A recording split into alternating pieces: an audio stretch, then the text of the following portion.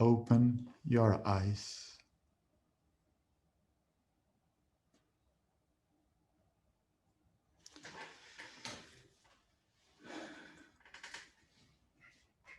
And welcome back.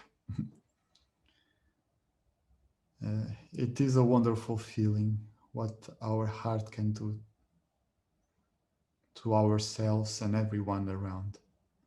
Hope you are feeling all these qualities inside of you and all this light that is always present within you.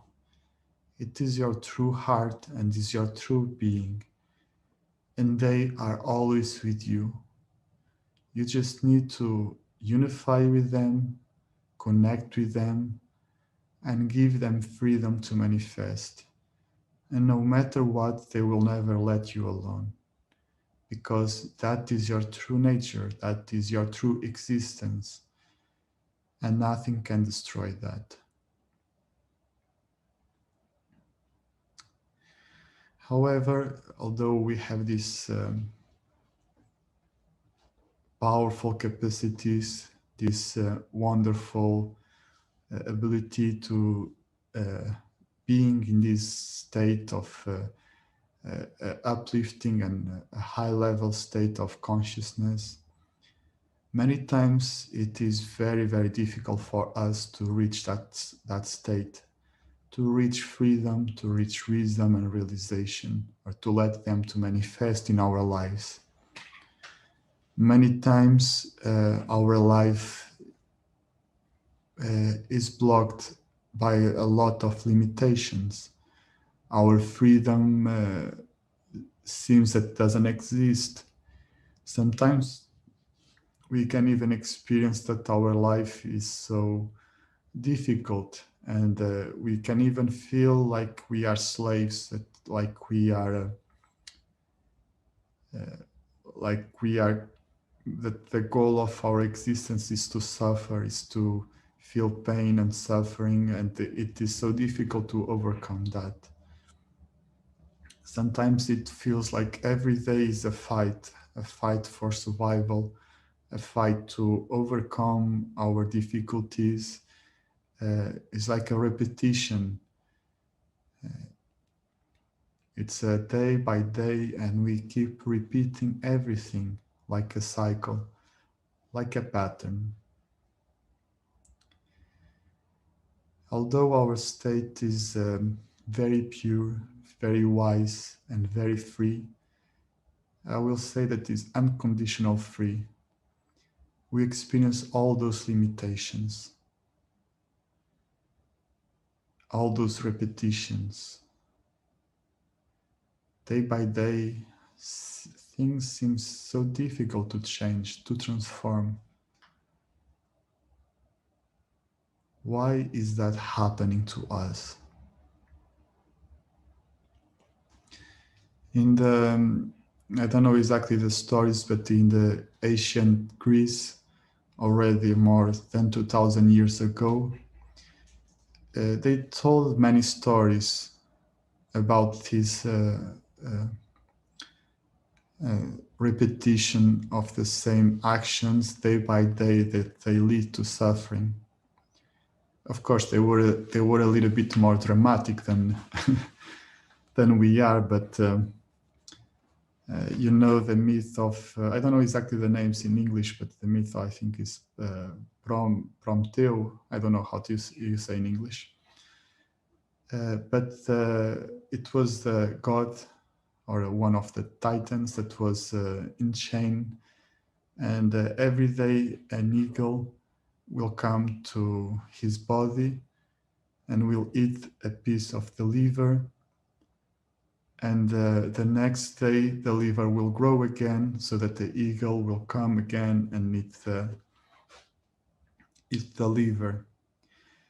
You see that even if this man, not the man, if this god that was a god was not immune to the suffering of his body, and the body will just repeat the same actions that will lead him to suffering and pain. But he was a god. How is possible that a god is under such a terrible fate. Yes. He was putting himself under the limitations of his own body, that by itself it works by patterns. This story, of course, is a metaphor, is not a reality, it's just a story. But it shows a lot of wisdom. It shows how we work in life, we humans in general. We have this enormous potential to be free and wise and powerful. That is our true self, to be realized beings. And then we have a lot of limitations, a lot of ignorance, a lot of blockages that create suffering day by day. And in Yuan Tze, the cause of all this suffering, the things that are not allowing ourselves to manifest our true potential are the patterns of the consciousness. And the core here is the patterns of the consciousness, because the consciousness is the master of Qi, and the Qi is the master of the physical body. So all the activities that happen on the consciousness will directly, more or less fast, affect our Qi. That will be the fastest one, will be very fast, that our mind activities will affect our Qi, and then will affect by time the body. And with that, our body will be a reflection or a mirror of our mind activities, or our consciousness activities, the patterns of the consciousness. I will just kind of tell you a little bit how the consciousness work, a little bit about the basic functions of the conscious, so that you can understand more about the patterns and what they are by nature.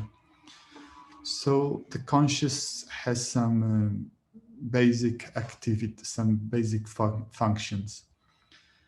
One of the most basic functions are to receive information, to store, gather, and process that information, and also to create new information. So our conscious, the first thing when it becomes active is to search for an identification, and to create that identification, the consciousness create reference points, or points of reference, I don't know how you call it, that these points or references that allow it to have some point of view, some how you say, some distinction, some reference. I think it's the best word, is just reference. So it creates these different points of references. And when it creates the different points of reference, then start to connect all these points. And when it connects these points, it starts to create some knowledge, that is intellectual knowledge. And when it creates that knowledge, it creates the processing of that information, and it creates an identification. So let's say if I have here my phone, all of you know that this is a phone, right? Nowadays, we all have a reference how the phone it is. But if you go 100 years ago and you show this to someone, because no one has a reference of what it is, they will just not identify it. but they will use other references that they have to create an identification of this phone. Maybe they will say, oh, this is a mirror because the phone, although it's not a good reflection tool, it can reflect their faces a little bit. Or maybe they will say, well, this is a brick. It can be good on the wall. Or maybe they will say, well, this is just a black thing. Whatever they will say, how they will identify this phone will be through the identifications that they can create with their references points on that time. So the first thing that our conscious does is to create references points and then start to identify the things around. It starts to identify our body, our physical and physiological activities, and we start to identify ourselves with the body. So we experience something in the stomach, and then our mother gives us some food, and we identify, oh, this is to be hungry. So I need to eat. When I have this feeling, I have this reference, I need to eat. And then because we have that knowledge, we have that reference, the processing of that information will become faster and faster to the point that our consciousness will process that information without even go through a process of awareness. It's an automatic process. We don't need to think, oh, I feel this or I see this, then I need to do that. It will become automatic. And when it becomes automatic, it creates a pattern. First, the patterns exist on the information field in our consciousness. And together with that information field, they will create an energetic connection or an energetic pattern. And then through the repetition of the energetic pattern, it will become a physical connection. So when we repeat some pattern at some point in the mind, it will become energetic, then it will become physical. And on the physical aspect of the pattern is when the neurons in our body, in our brain, they create the connection, and that's it. It will come automatic. So this is a very natural process of the mind. It's not good, it's not bad. It is what it is. And the main reason why this mechanism is created is for a good reason. That is the reason for us to be able to process information in a very fast way without depleting that much energy. You all know that, I don't know if all of you know how to drive, but it can be another skill. It can be how to play an instrument. It can be how to do whatever, like to cook in the house or whatever you do. So all the abilities that we have, when we start to learn an ability, when we are creating all this knowledge, all the references, and connect all the references in order to create the habit, we use a lot of energy from our awareness. When you are driving, learning how to driving, you need to think, okay, I need to go with a hand there, I need to brake, I need to change the gear, I need to be careful with the people that are walking, I need to look to the signs, I need to be a lot, really a lot of information is coming to you to do just a very simple task. So when we are in the process of learning these new abilities, these new things, at the end of the day, we'll feel exhausted. We'll feel very tired after all of that. It's like when we are at school. If you go to the first grade of school, the young kids, it's very tired for them and they have a lot of energy. When they reach the end of the day, they are very tired. But if you go to someone that is already, that ends school, like on the 12th grade, and put them some task from the first grade, it will be so easy for them that they will not lose that energy because the pattern is created. So this is the basic mechanism of patterns and the basic mechanisms of the consciousness. I will not go deeper on that because we have a lot of limitations of time, and if you want to go deeper, you can go to the other resources in Yuan Tze, and you will understand more. So this is the basic functions of the consciousness, and that they are natural, they are normal. So why do we need to work on them?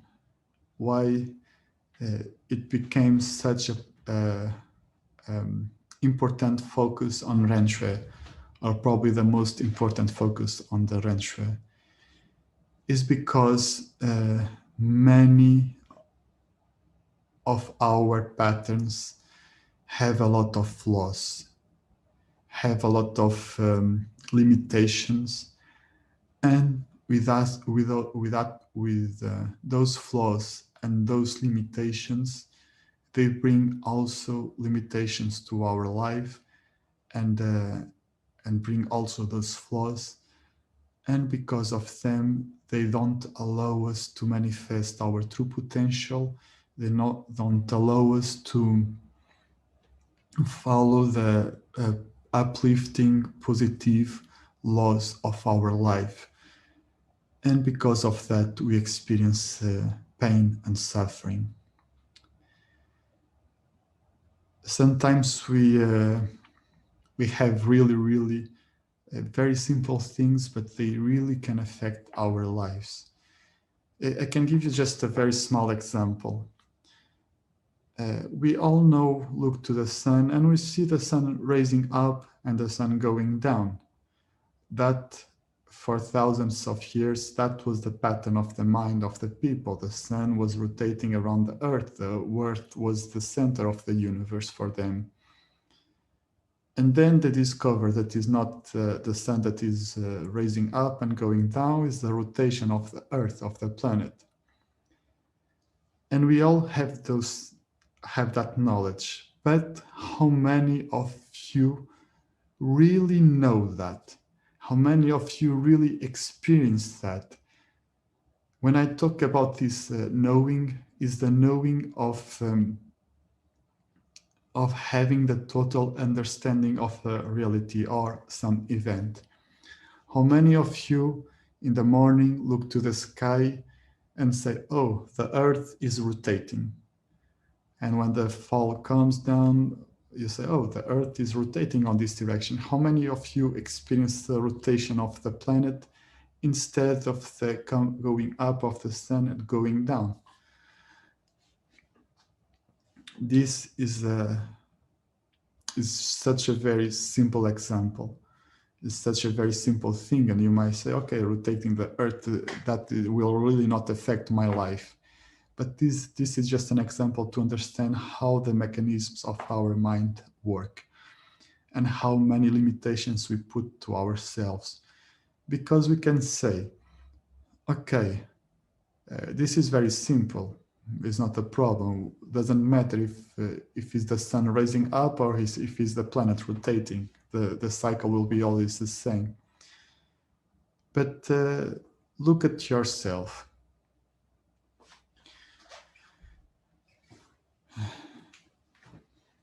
Look at yourself and you see, you know, if you look at yourself, you know many things that you need to change on you, on your life. And probably you know how to change them. But the question is, do you really know how to experience that change? I'm talking a little bit about this because the process of changing life is the process of changing our references, changing our understanding, and changing our patterns. And our patterns can be changed by knowledge. But be aware of one thing. This is difficult to say, to explain, but to know is different than memorize or to intellectualize a process. So in order for you to change life, you need to know, you need to gain understanding, true realization, and direct experience. And that is a process that can take a long time because we need to work on our reference and we need to change that. If you go through the process, okay, I know since school, since the beginning of, I could learn that is the earth that is rotating and not the sun that is rising up and down. But you really don't experience that. But if you go every day, let's say for 100 days, looking to the sun that is the earth rotating and not the sun rising up, after some time, it could take less than the 100 days. After some time,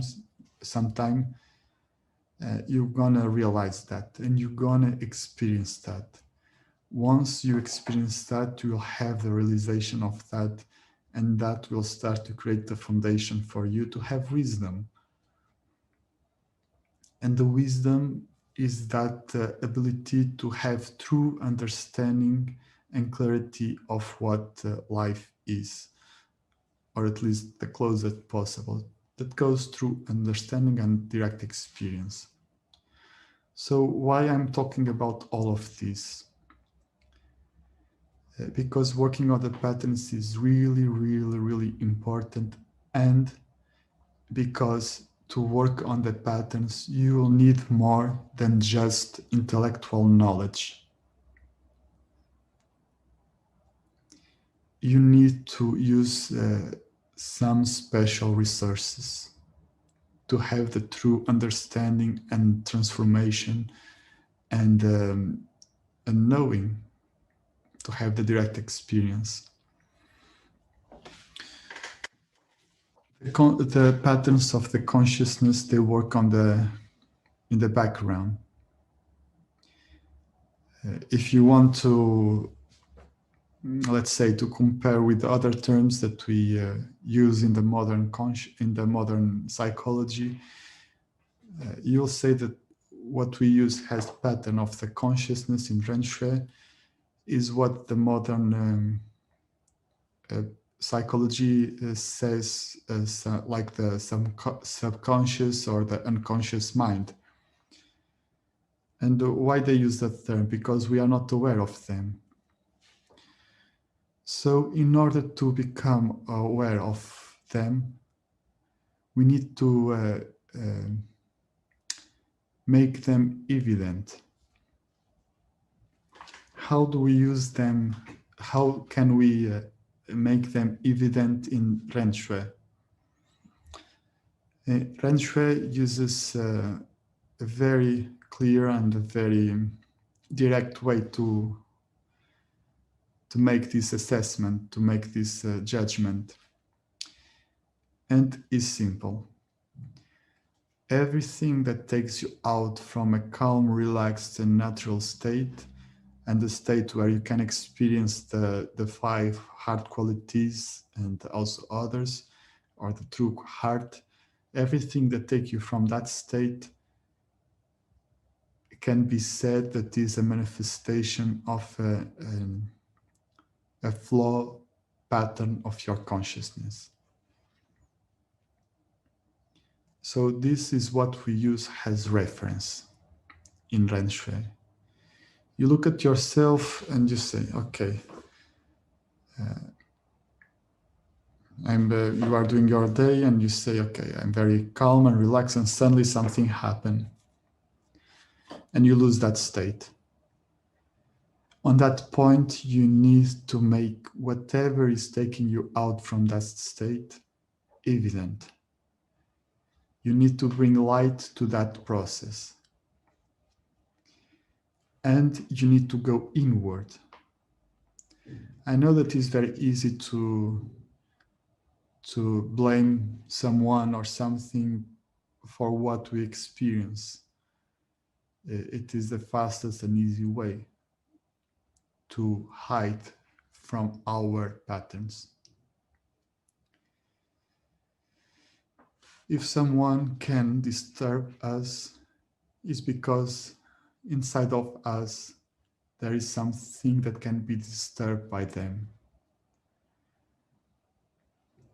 There is some reference, some way how we process the information that can make us feel disturbed by that. And you can blame many things. You can blame the parents, you can blame society, you can blame genetics, whatever. But if all those things affect you, it's because there is some pattern inside of you that is being triggered or activated by them. So if you really want to change what you want to do, you want to change the behavior of everyone, you want to change society, you want to change your family, you want to change the world, just for you not to be triggered or to experience that pain, is that easy? It's really easy to make that change. It's easy to make everyone to change in order for us to experience happiness? Or do you gonna look inward and see where is your weakness, where is your flaw, and where you need to bring more light, more wisdom, and more knowledge, and change what you need to change inside. It is a little bit like this. You're gonna walk through the world in barefoots.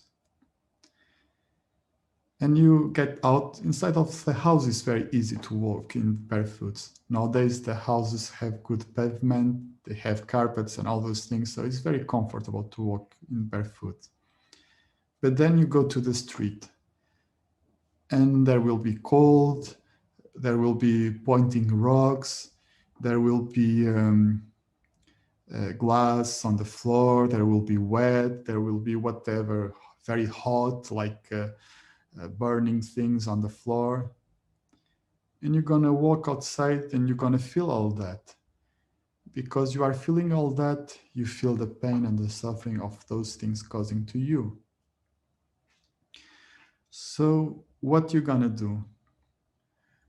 You're gonna invest your time and energy to put a carpet around the world that can control the temperature, can control the things that are in the world that are hurting you?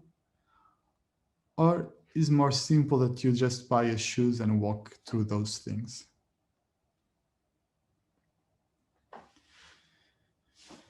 So working on the patterns is to wear shoes so that you can walk through life without the suffering and the pain that you can experience.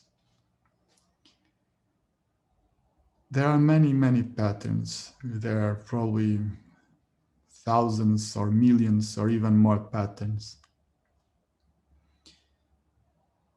I think it's more. Recently I read, I have not confirmed that, but I read a post that our brain is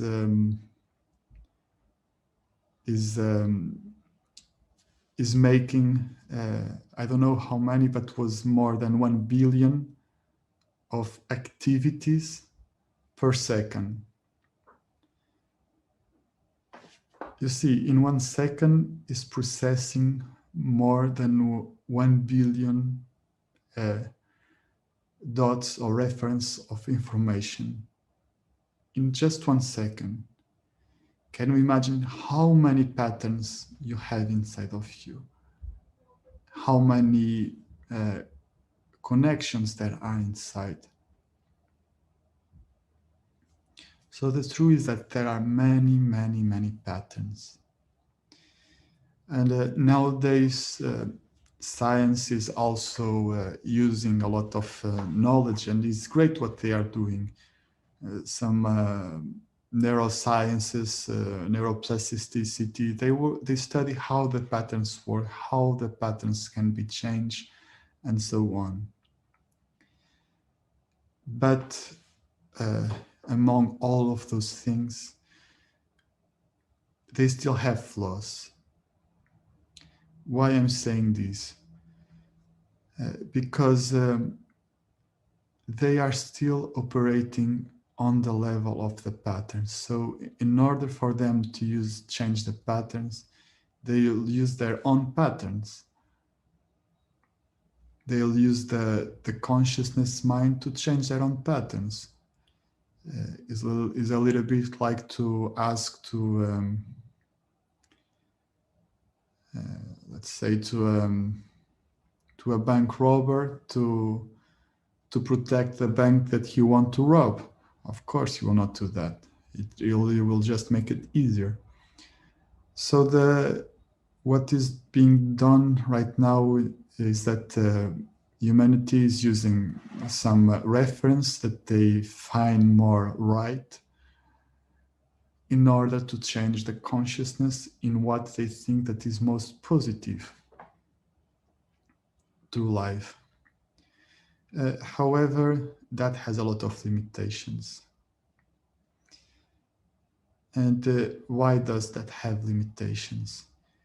Because the patterns of our consciousness, they really don't know what is wrong or what is right. They are just mechanisms of acting and answer to triggers and information. And they can create patterns to say, oh, this is wrong, this is right. But they have flaws because they are still on the level of the mind, the level of the brain and the consciousness.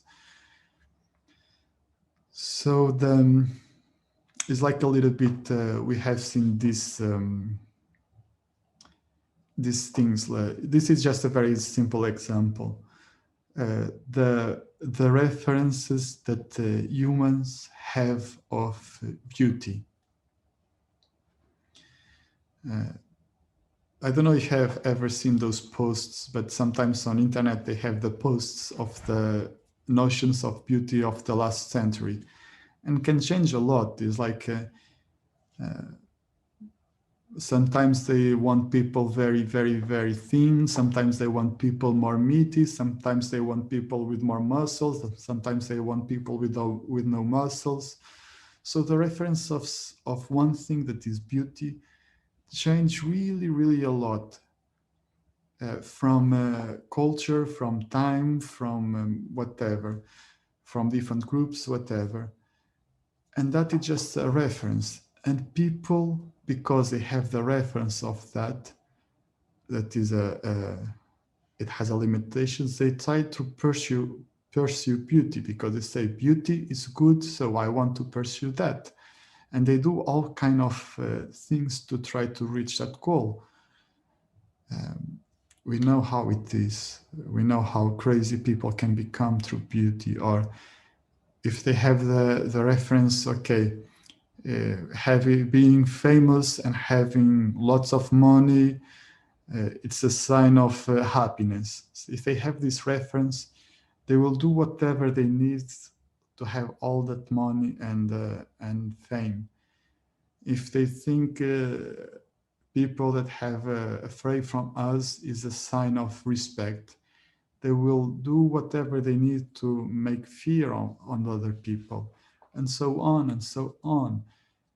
People try to pursue some things, but they have wrong references because they operate always on the level of the patterns of the consciousness. And although the patterns of the consciousness, they have the ability of changing themselves, they have the ability of creating new patterns, creating new ways of processing information. They will never kill themselves. The patterns of the consciousness, they will not self-destroy themselves. They will just find another way to get what they want. But they will always have that limitations, because these patterns of the references of the conscious, they are built mostly by a way of processing information that is created by the senses, by the five senses, by what we see, what we taste, what we touch, what we hear, and so on. And they don't get the total of information of something. So when the information reaches the consciousness, is already broken, is not total information anymore. So they just perceive the things without limitation, and they will do acting according to those limitations, to that flow information that they have received. But they will not destroy themselves. They not only will not destroy themselves, they even got a pattern to not allow to do that. That is the pattern of hiding and avoiding. The pattern of the hiding and avoiding has many, many manifestations. One of them, the most basic one, that was the reason why that pattern was created, was in the face of some danger or some situation, some challenge that we cannot overcome. In order to keep us safe, we're gonna hide, or we'll try to avoid.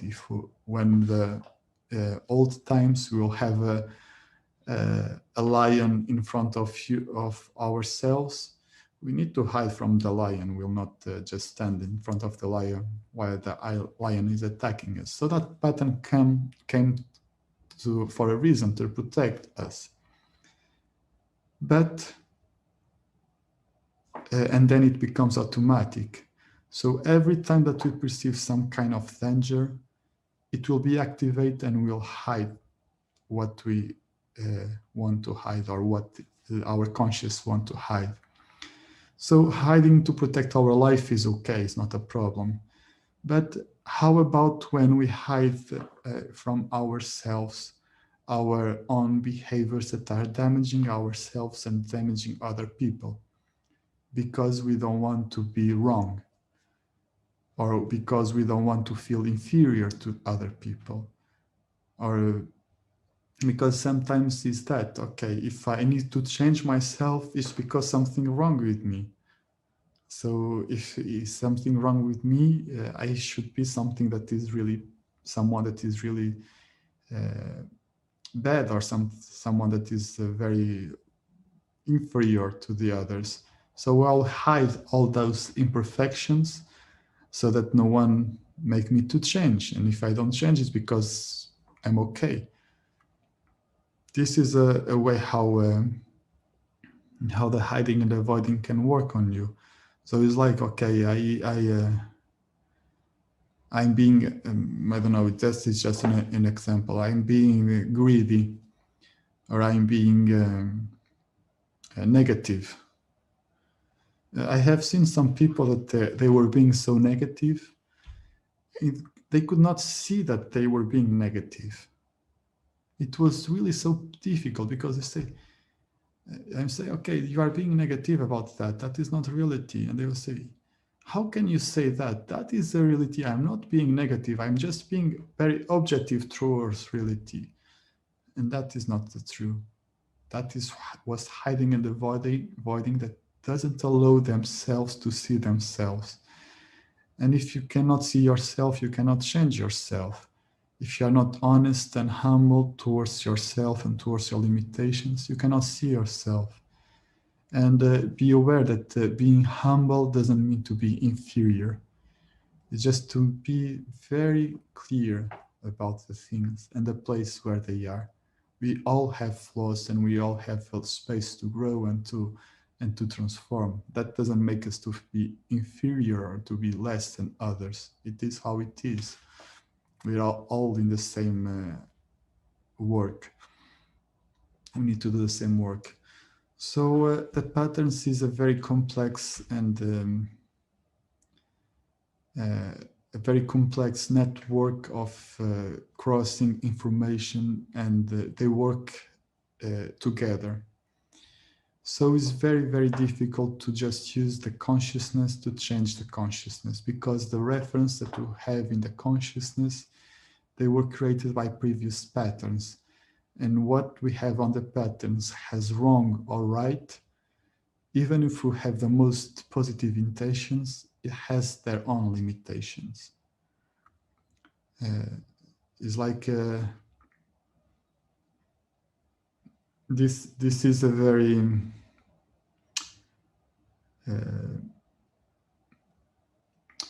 it's a very famous example that Yuan Tze is always telling us about that story of the a man that was living with his son, and suddenly the horse escaped from the land, and they were like, oh, this is so wrong, this is so bad. And the man said, I don't know if he's wrong or if he's right. And the next day the horse bring more horses with him, and they say, oh, you are so lucky, this is so good for you. And he said, this, I don't know if this is good or he's bad. And so on. It keeps going like that. If you don't know the story, you can go to the Ranchway group on Facebook. There is the story. So this is what the conscious does. It can look to the things and use the reference that it has to say this is wrong, this is right, and then act accordingly to that. And as we see, it has a lot of limitations, because many times we have good intentions and we are not doing good. Or maybe we are, we don't know. But it is important that we keep ourselves aware of that the mind, or the consciousness, no matter how we try to use the conscious to work on the consciousness, there will be always lots and lots of limitations. So in Renshui, we have other tools to do that. And the first one is our heart. When we start to engage our heart to transform our lives, we can access to some very special information that our brain cannot. I can give you a very powerful example that is people that work with addictions. As you know, addictions are things that are very complex and they are very difficult to overcome. Really, really difficult to overcome. They can do a lot of, even work on neuroplasticity to change the patterns, and are giving drugs or whatever they use to transform the brain in order to get rid from some addictions. And even then, it seems almost impossible to do that. There are some, I read a book about one of the biggest specialists in the addictions, a professor, a doctor from the United States. He had done really, really a huge research on the addictions. And in this book, he talked about two of the most difficult addictions to overcome. That was the addiction to alcohol and the addiction to sex. And he said, in these addictions, the only thing that was able to overcome those addictions was to activate in the people that had addictions something that was bigger than themselves.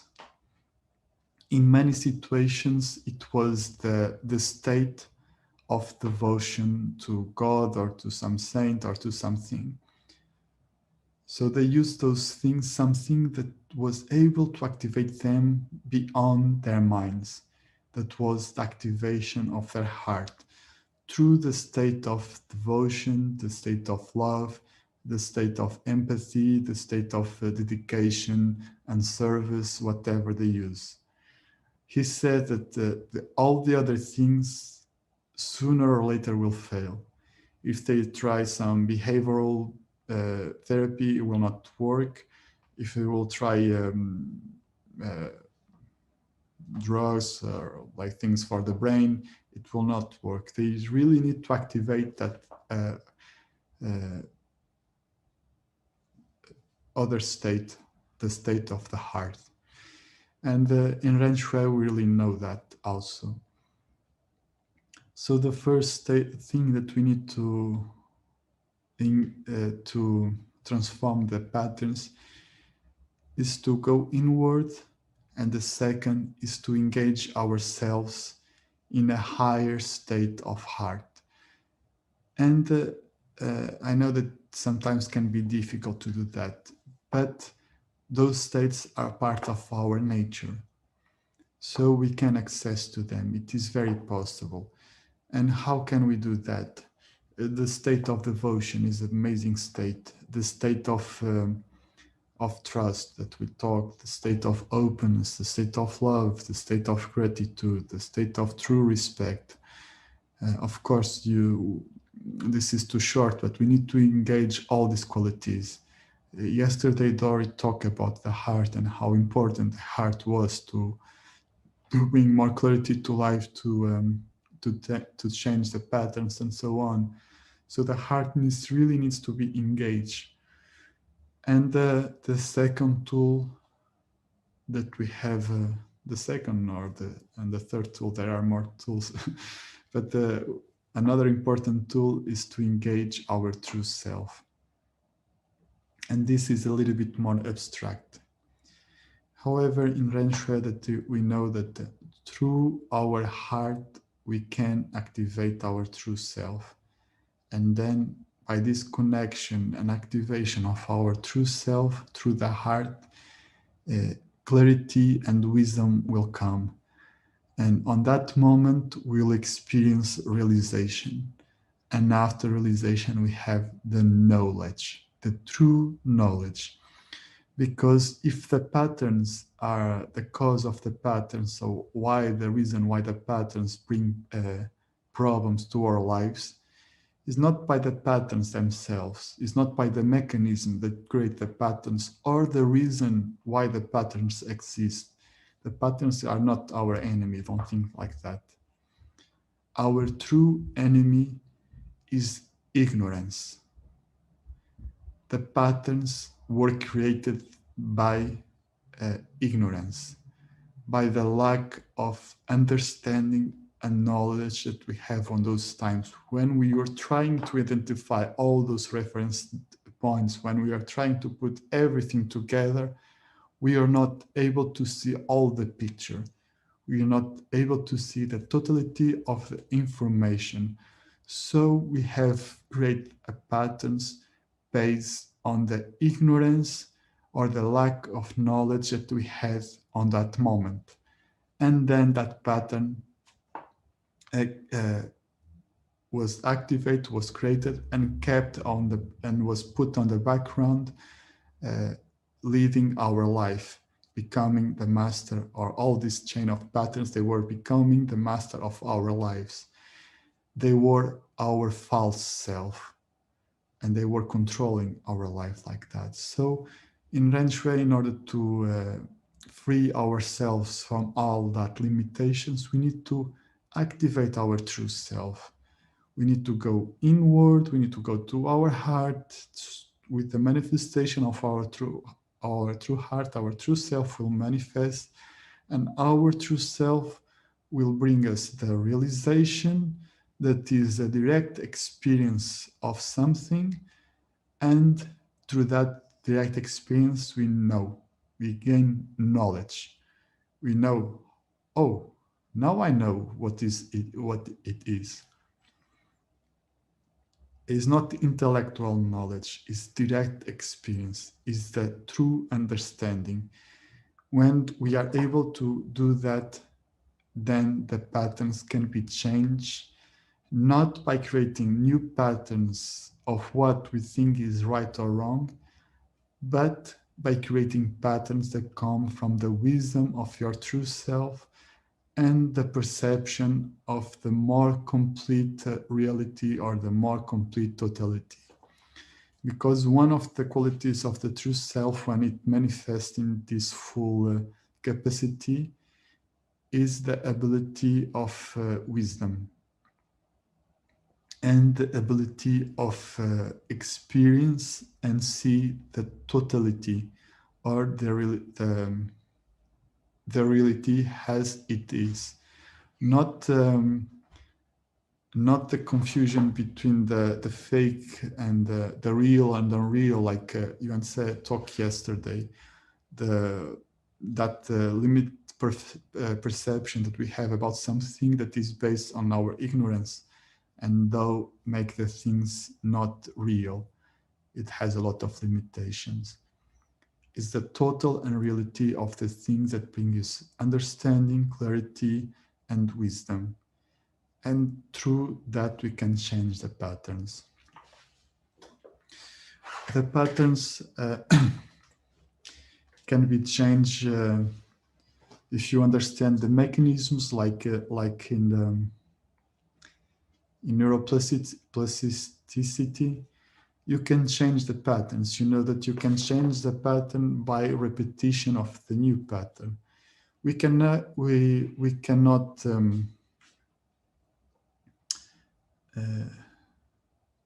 destroy a pattern and don't put anything on his place. We work by patterns, so we cannot clear our consciousness from the patterns. We need just to replace the old pattern with flaws by a new pattern that is more complete. And there are different ways how that can be done. One way could be through repetition. So this is like doing sports. We have the old pattern. We create a new pattern. So we repeat the new pattern so that new pattern gets stronger, and the old pattern, because it's not being used, will become weaker and will atrophy, and eventually will lose his strength and will stop the connection. And the new one, by repetition, will get stronger and stronger until it becomes automatic. In this process, no matter, it's a long process and can take a lot of effort. And anytime that we go back to the old pattern, it will gain some strength again. So it's a bit difficult, and requires a lot of strength and discipline and determination.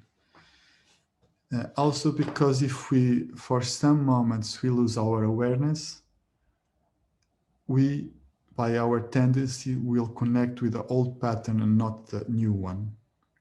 So in order to be able to do that, we need to be in the state of permanent awareness, be able to identify the pattern whenever it is being activated, and have the willpower and the strength to change the pattern or to go through the new pattern whenever that activation happens. So you see, it's not easy to go through that process. However, there is this old process. This first process is effective, and you can do it for sure.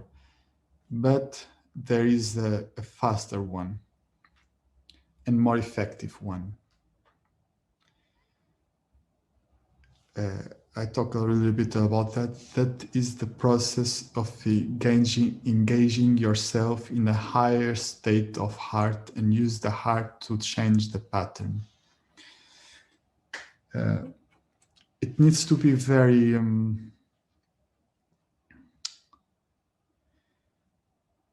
how to say, it's like a little bit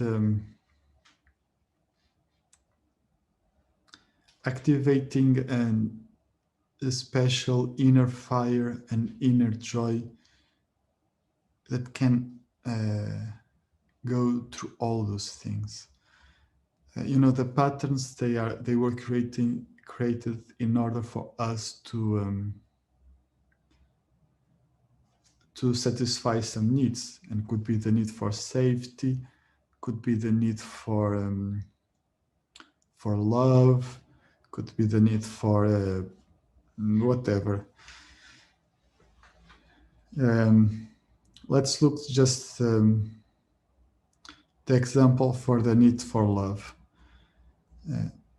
Sometimes in our life, it's a natural need. Don't be ashamed if you need love. It's normal, it's natural. But sometimes in our life, we search for love, and we search for love that is very, very important in so many things. I can say, okay, I will find love if I have, I don't know, lots of money, or if I have a good car, or if I'm gonna find love if I do what other people want me to do, or I will find love if I please everyone. I will find love, whatever, you name that, what you feel, where you search for love.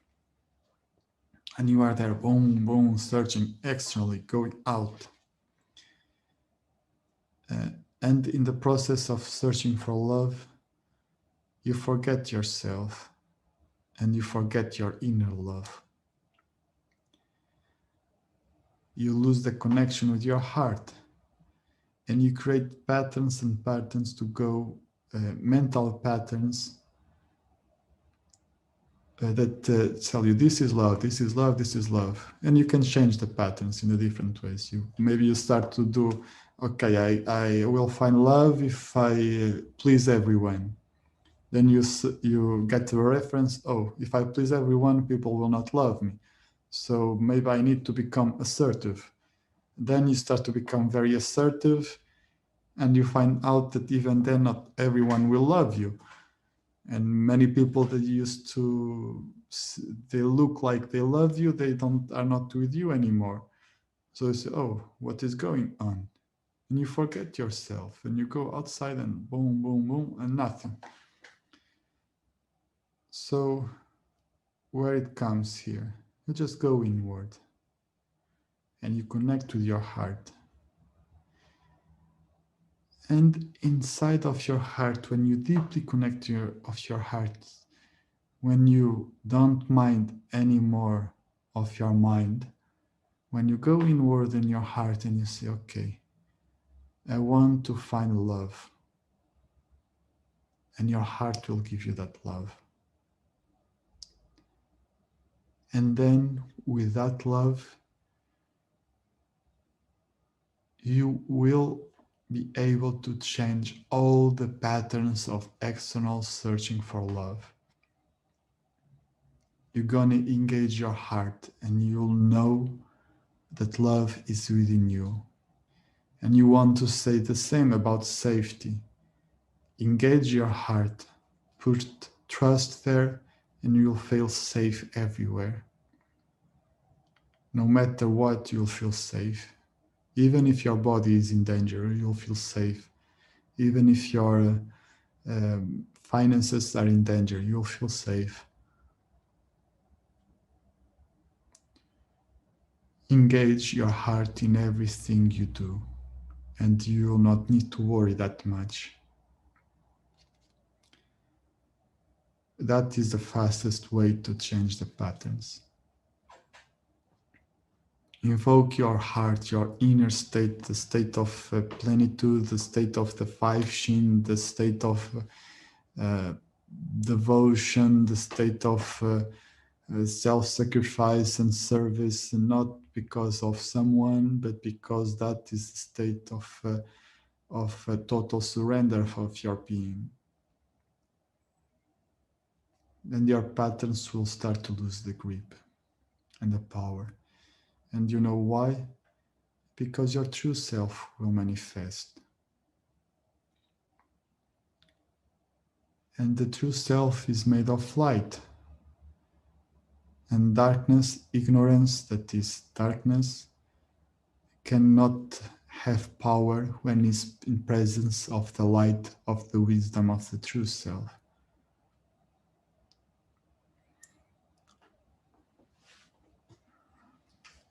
This practice is so important. No matter what your mind tried to justify, to go externally, to go to put the fault in someone, to do whatever, no matter what, you just go to your heart. And they will lose the power. You go to your heart and you activate your true self. If you have doubts, ask to your true self. And your true self, sooner or later, in a way or another, will show you the truth. But you need to be open to that. Don't put expectations of how your true self should work, because it can work in the most strange ways that you don't have a clue that they even exist. Your job is not to expect how the true self works. Your job is just to be open to that, and it will manifest.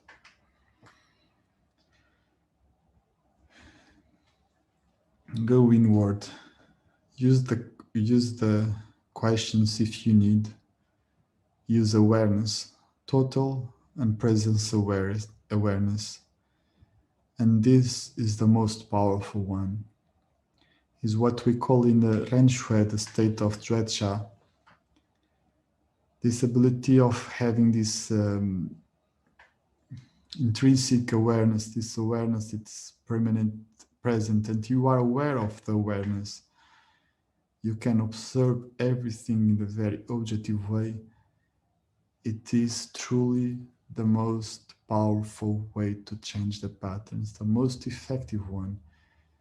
Because in order to manifest this awareness, you'll need to be in a permanent state of or trying to become very calm, relaxed, and natural, to become unified, integrated, harmonious, and able to manifest this special state.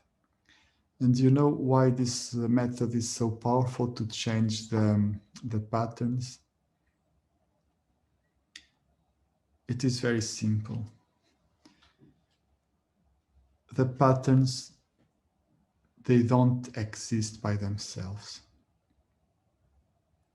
The patterns are not walking there in the street alone and suddenly they look at you, oh, I think I will be very comfortable in your mind and I will just jump to your mind and then I will take power. No, the patterns don't have this autonomy. They don't have the patterns don't have self-awareness. The patterns are just a mechanism of the mind. They are present in the mind or the consciousness mind. They are present there, they are a natural mechanism of there, but they don't have self-awareness. They don't exist alone by themselves. They need some place to exist, some foundation. And they exist, or they are supported by us. They are fed by us, and they are and it is us that give them power to do their work. We gave them such an autonomy, such amount of power, that we forgot ourselves. We forgot our true self. We become lazy. We become dormant. We become like zombies. We just let the patterns to keep going. And not only that, we gave them that power to the point that the patterns create patterns to make us to believe that we are those patterns, that we are that fake self, that false self. And we believe on that. We forget who we are. The fastest and the most correct way to change the patterns is going inward. Connect your heart with your true self. Remember who you are and let the awareness of the true self to be present. When this awareness is present, is in charge, the patterns will not hold on to you. They will come up, it's true, because they do have tendencies. This is a tendency that they will manifest. But because you will not grab them, you will not you will not be absorbed by them, you'll just be able to see them without forgetting who you are. They will not have anything to hold on to. And they will lose the grip. They will become weaker and weaker. There will be other patterns, they will be transformed. But because you will not be identified anymore with them, you will not think that you are that false self anymore, you'll be able to change or align those patterns according to the wisdom of your true self. And that wisdom of your true self is directly connected with the wisdom of the universe and the light of the universe. So when we allow this intrinsic awareness, this inner awareness, and this true heart, this pure heart and your true self to manifest, your life will become to start align with the laws of the universe, align with the totality of the universe, and you will experience total freedom. Because on that moment you'll experience the joy of being yourself, the joy of your true nature. And well, you will not want to go back anymore. All the limitations will start to disappear.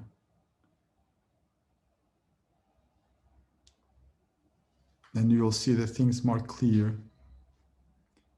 You'll have the knowledge, the understanding.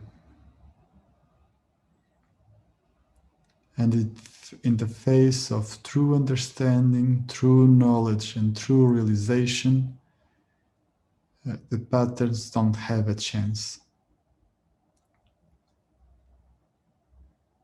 They will be put on their place as such normal mechanisms or natural mechanisms of processing information on some level. But they will not be in charge anymore. They will start to obey direct to their master, that is a true self. In Ren Shui we have, for those that don't know, apart from the other Qigong methods that we have, that they are already helping you through body movements and energetic or Qi movements and patterns to help you to correct those patterns of the consciousness. We have other methods like the Tong Yuan that help you to activate the heart, the Ling Yuan that will help you to create this connection between the heart and the true self, and start to use self-inquiry to bring more understanding, more clarity to your life, and be able to change the pattern through that.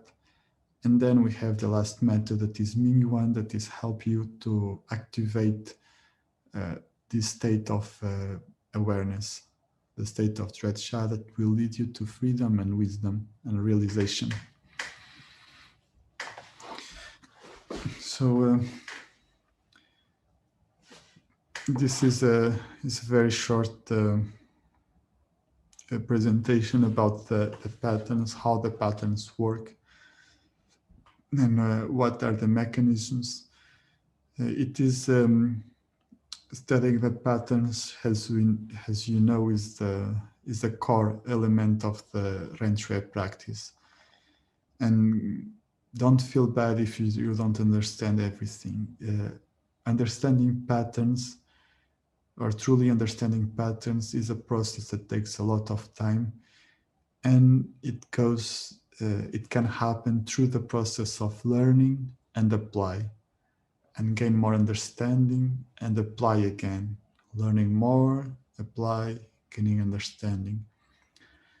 Through that experience, you'll start to really understand what the patterns are, how to get free from them, or how to transform them, and how to manifest your true heart and your true self. It is a process. It's not a thing that will just happen. And with time, you're gonna gain more and more realization. And with realization, you'll start to build more understanding that finally will lead you to wisdom and freedom. One way that Yuan Tze uses a lot to help you to work on the patterns is to answer questions, because through answering those questions, he will help you to have another knowledge, another understanding, and other references points. However, one good way to go through that process is to, again, engage your heart, because when we engage our hearts on that, you'll get much more than just the words. The words are good for our brain, for our consciousness, for our way to communicate. But as I told you before, the mind has their own limitations. So we need to engage the heart. And having this heart-to-heart connection is the most important way to learn. Because when our heart has a lot of trust, even if it's just for a fraction of a moment, or just for 1 second, something like that, if you are really in the state of trust, in the state of openness, you can get the direct experience of something. If you are able to do that, you will be able to receive many gifts. You see, working on the heart is not only helpful to change, to connect with your true self and transform your own patterns, is also very important to connect with someone that had reached a higher level of realization and experience and understanding and wisdom. Because if you are able to connect with someone that is like that, it will save you really a lot of work. You can have a direct experience in 1 fraction of a second, and you can even transform the patterns in that moment of realization of direct experience. However, even on those moments, you still need to go and keep applying to make that seed to grow in your being and manifest stronger and stronger until it becomes a total, let's say, a beautiful tree that will be able to give seeds to other people too. And because of the questions, I have a few questions that for this class, and I will give you my understanding and answer to those questions. So I will start with this one. I have recently recognized a deep pattern of withdrawal and inactivity based on fear of being ridiculed for talking about the kind of things we discuss naturally in Renshui and the tools we use to grow. Can you talk to us, please, about how to talk to people around who don't know Renshui, about the insights and experience you have in ways that you are not causing conflict, are also not withdrawing your wisdom from the world around you?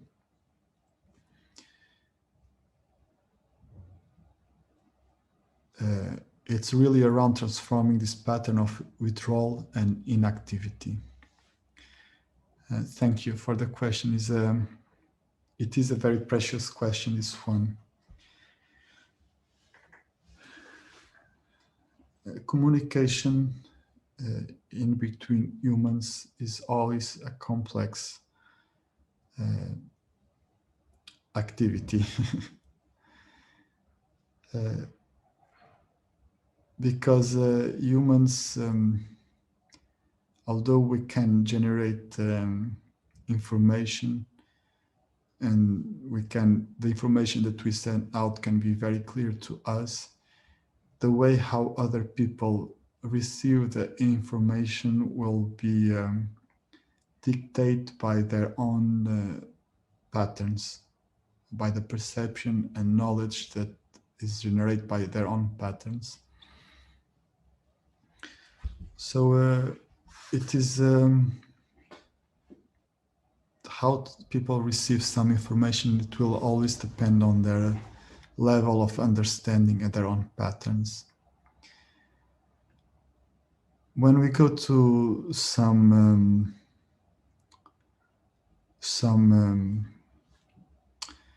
themes like life cultivation, it can be more challenging to other people to receive that information.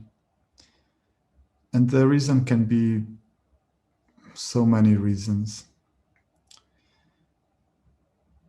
However, it is possible that we can get to them. One is by, I'm repeating this, by engaging our hearts. People is like I'm talking to you, and as you know, my English is not a very high level one. It has a lot of flaws, and I'm aware of that. Even my Portuguese, even if I have a good education and I have a good knowledge about the Portuguese language, I'm also aware that even in Portuguese, I have my own flaws of communication. But sometimes there are some things that I experience. Sometimes it is very easy to communicate with in English with non-native English speakers than talk with English with native speakers. And why does it happen? It is mostly by the heart. When let's say two native speakers speak in between them, they expect that their language is precise and they can really talk about the things. But if you, let's say, if someone from England will talk with someone from United States in English, because they have some difference on the languages and they expect that they should be precise in the language, some misunderstandings can happen. But if I'm gonna talk to the English or to the North American people, because they know that my English has a lot of flaws, they will try to understand me in other ways. Somehow it's good that I don't speak a perfect English because people don't expect that from me. And I do a lot of mistakes that I'm aware of, mainly after I speak them.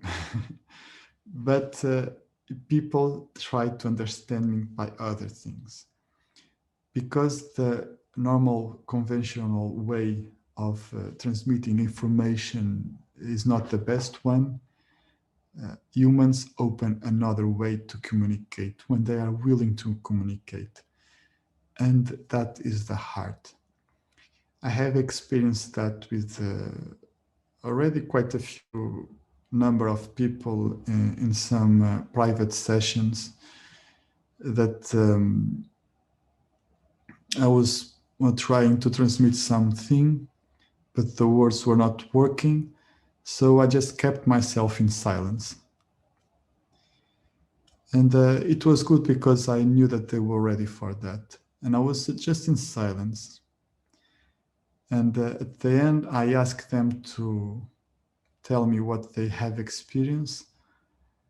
And they experienced, their words could not express everything, but what they were expressing was what I want them to feel and to understand. So the heart-to-heart transmission, or the state of our heart, is very powerful.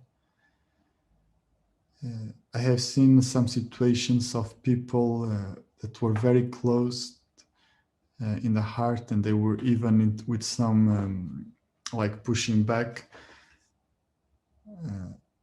open themselves to someone that was with a heart open. Very easy. Suddenly they find themselves telling to the other person things that they normally don't say to anyone. Very deep things very personal, and they could not even understand why. It was just because the heart was open.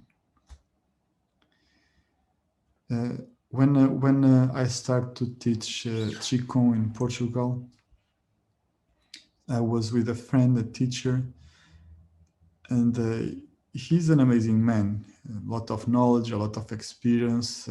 He's already on his 76, I think.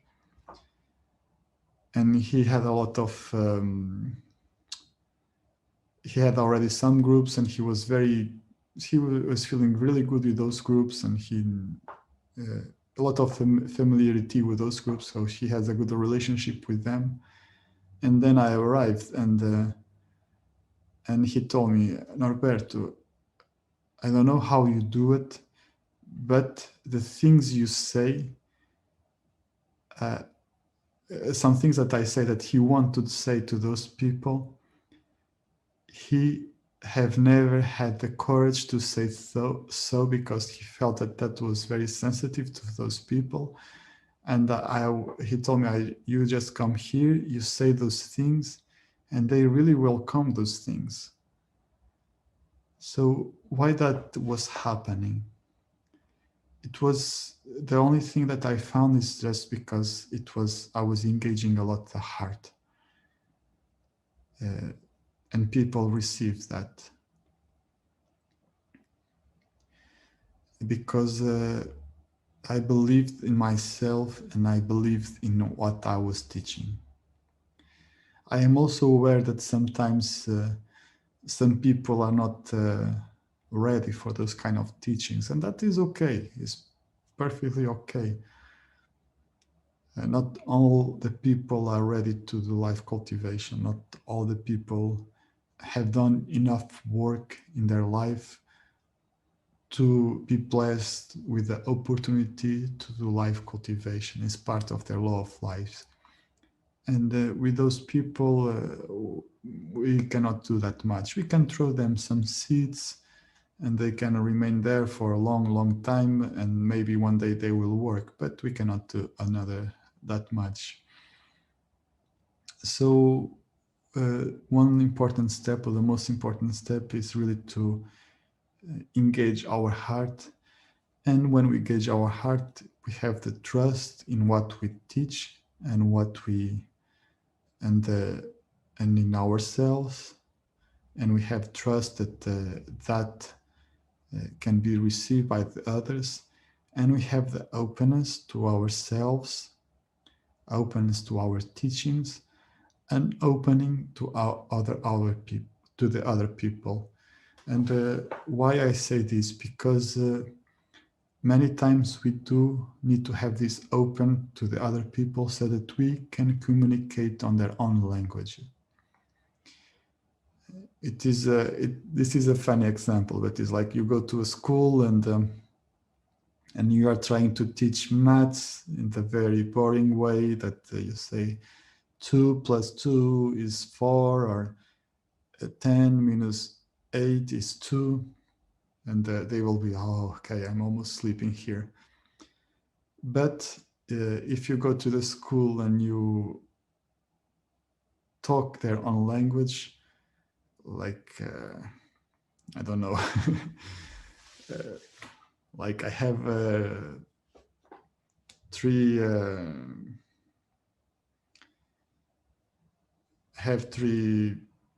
beers, and John gave me more 4 I don't know, 4 cakes. I don't know, some kind of things like that. So something that for them is playful, that activate their hearts. They can have some fun or some identification with what you are telling. Then they will open to you. But it's very important for us to understand the things with what they identify with. So we need to be open to see the other people as they are, without judgments. It's not like we go to these people. This is a thing that happens a lot. It's like these people are scientists. They are too much in their minds, so they don't have the heart. I will not talk with them about the heart and all those things. That is not true. Everyone has the heart. How can we communicate on their language? What is on their understanding, or on their language that touch their hearts? And we can go through that. Maybe if he's a scientist, what touched their heart, if he's a true scientist, is to help humanity to move upward. So we can play with that.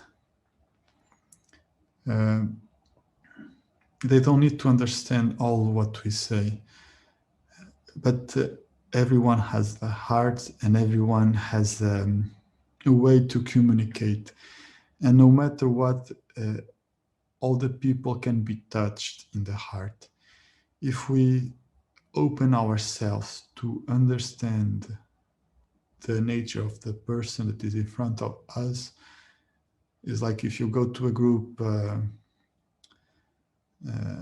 of mothers, probably talking about how to be a mother, or your difficulties, how to be a mother, or whatever, or how to be a father. If you talk to a group of being a father, if they identify themselves with you, with what you are saying, with what you are transmitting, then you're gonna touch their hearts. When I went to that group of people that I was telling them things that no one was brave enough to tell them, I was able to do that First, because I had that trust and all those things. And second, because I touched their hearts by using my own examples. And one of the examples that I was using was my story of my progress, of how I injuring my lower back. And you know, everyone had some kind of physical pain and sickness in their lives. So this is a good way to talk. I was talking to people that most of the people were already retired, so over 65 years old. All of them had all kind of health issues that they could identify themselves with me, and I could identify myself with them, because when they were telling me, oh, I have this and that, and I was looking to myself, oh, I had experienced also those things. Yeah, that is true. That is so difficult. And they were feeling that my empathy, my connection was so true that they were willing to open themselves to me. So this is how we can communicate to the others. Just going to read a little bit more the question.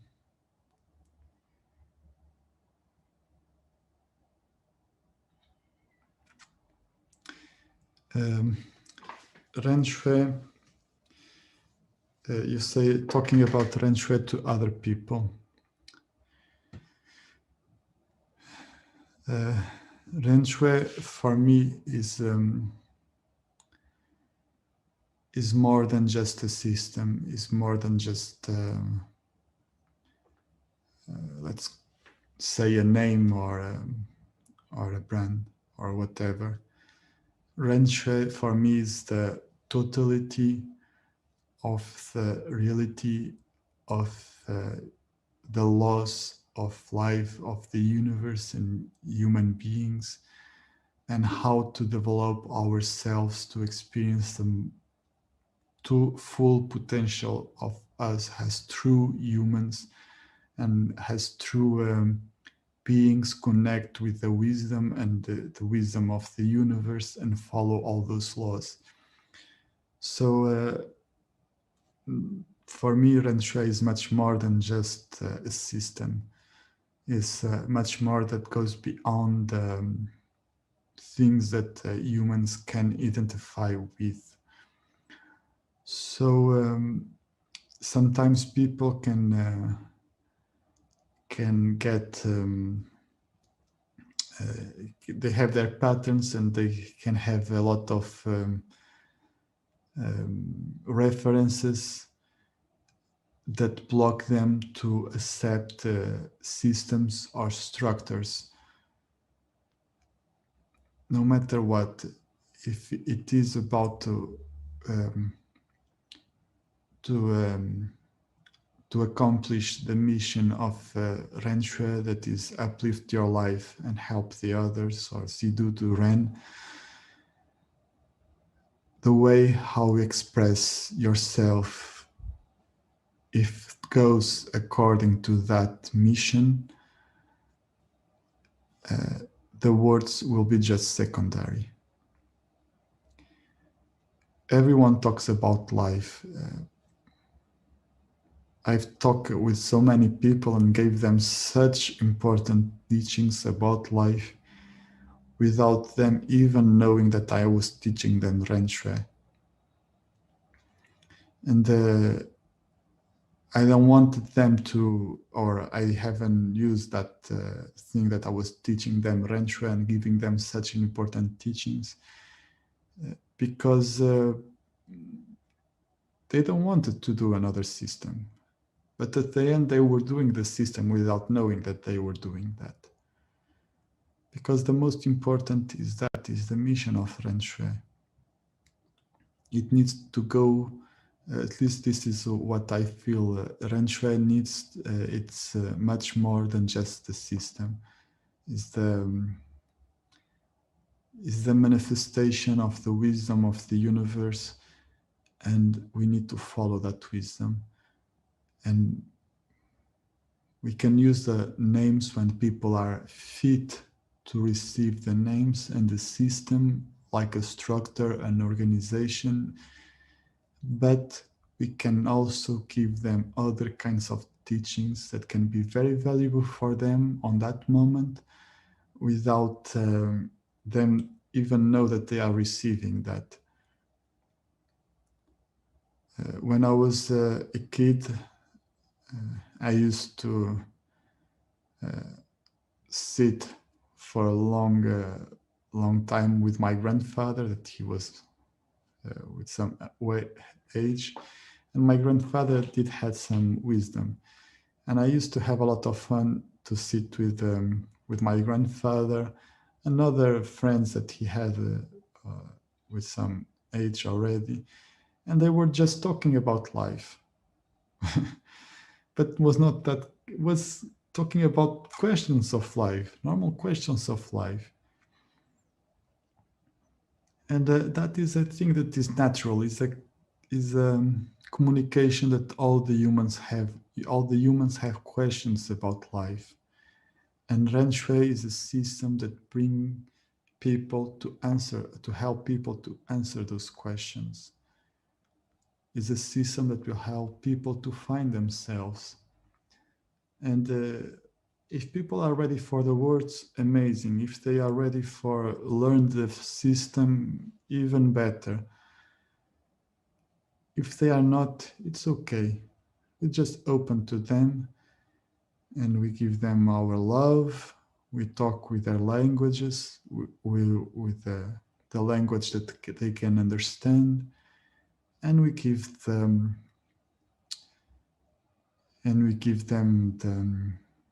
the teachings or our experience or whatever they need to receive. For me, Ren Shui is much more than myself. So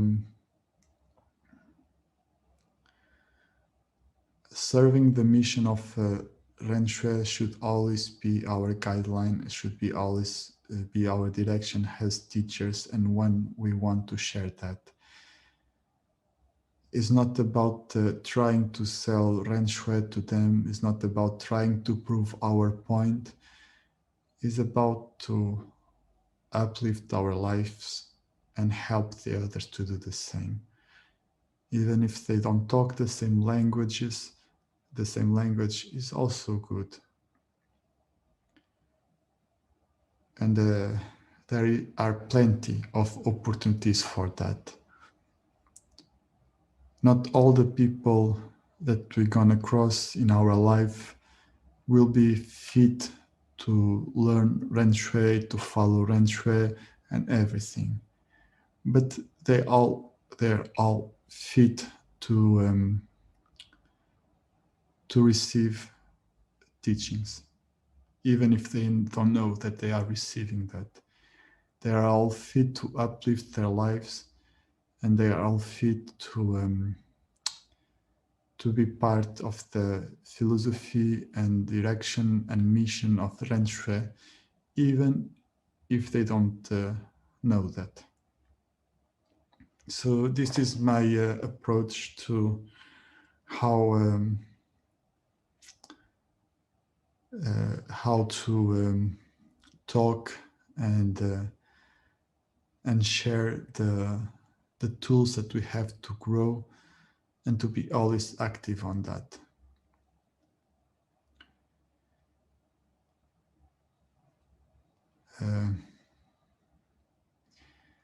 About insights and experience you have, and in ways that are not causing conflict. Yeah, is that it's just I think I think it's enough. Maybe we can go deeply on that in other occasion, but I still have at least more 2 questions to answer, and not that much time. So let me just see here. So the other question is, I would like to understand the pattern of jealousy and all its little habits that surround it.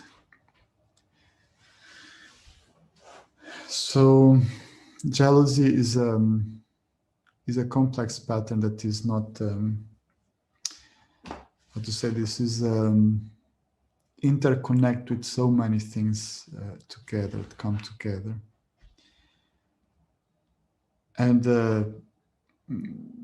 jealousy is a pattern that really creates a huge amount of suffering in people.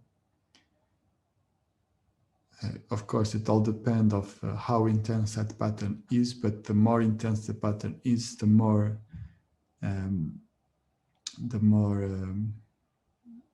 the suffering will cause, not only for the person that has the pattern, but also for the person around them. But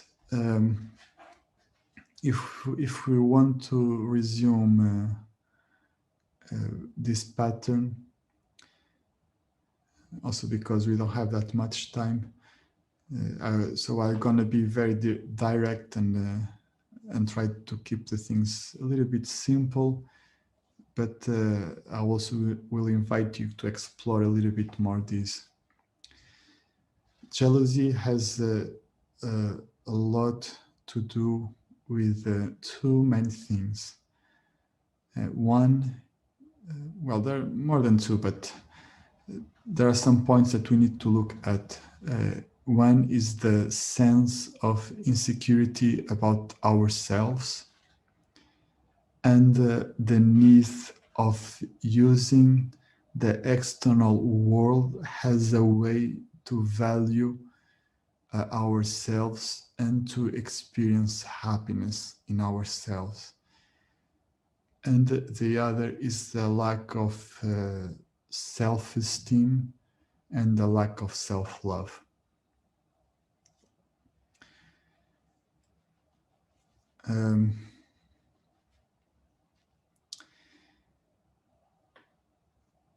When we experience jealousy, it has a lot to do with the sense of not being good enough, not having enough, or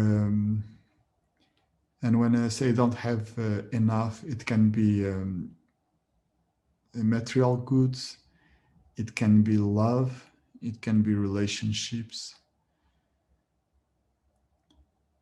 So all those things on all the level and all the levels.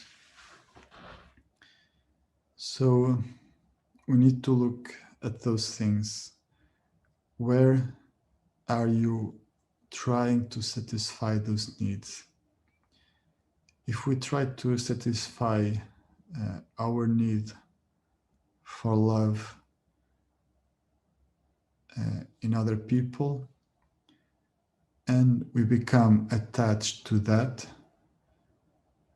identifying that as the only source of our love, we start to become very attached to that. When we become very attached, we start to become even possessive about that. And because that thing becomes so precious to us, we want to have full control over that thing. And we need that thing to go according to how we expect.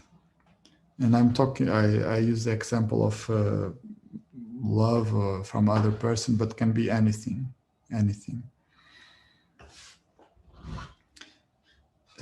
When we spend our all energy to try to possess something and to try to control something, we will lose the how to say the control and the possession of something that is more precious than that is ourselves. If we look to the reality of life, we might think that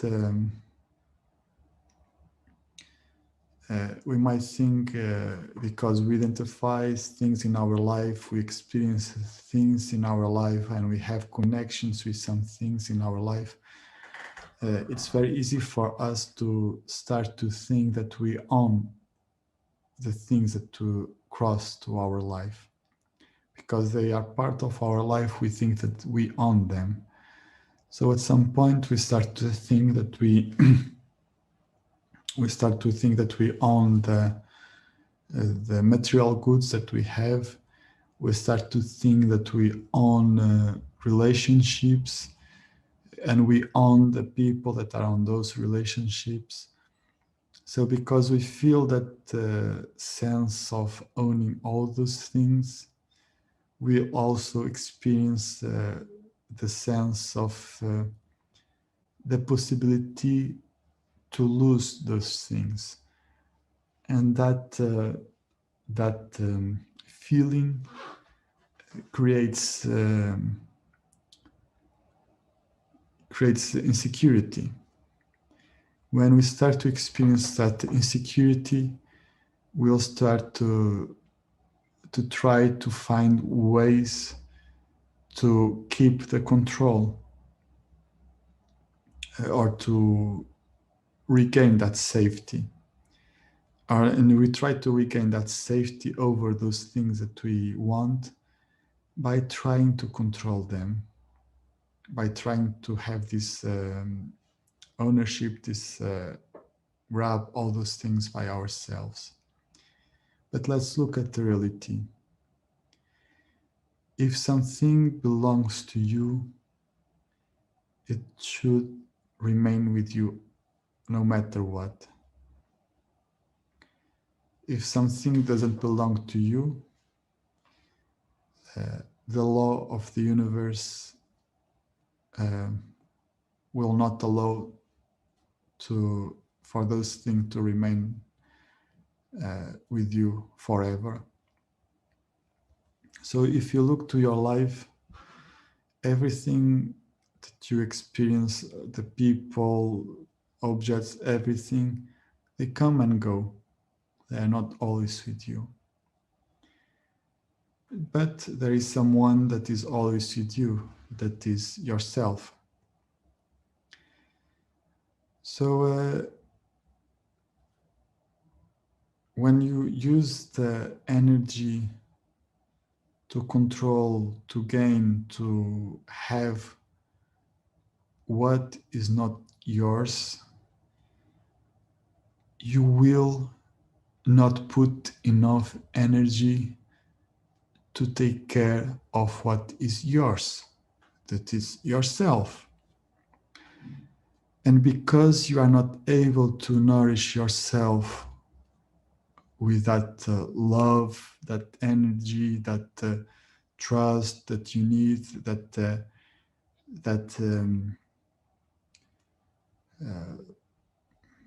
connection, all those things that you need, but you are not able to give that to yourself because you are too busy to try to get that from the external world, you will feel always empty.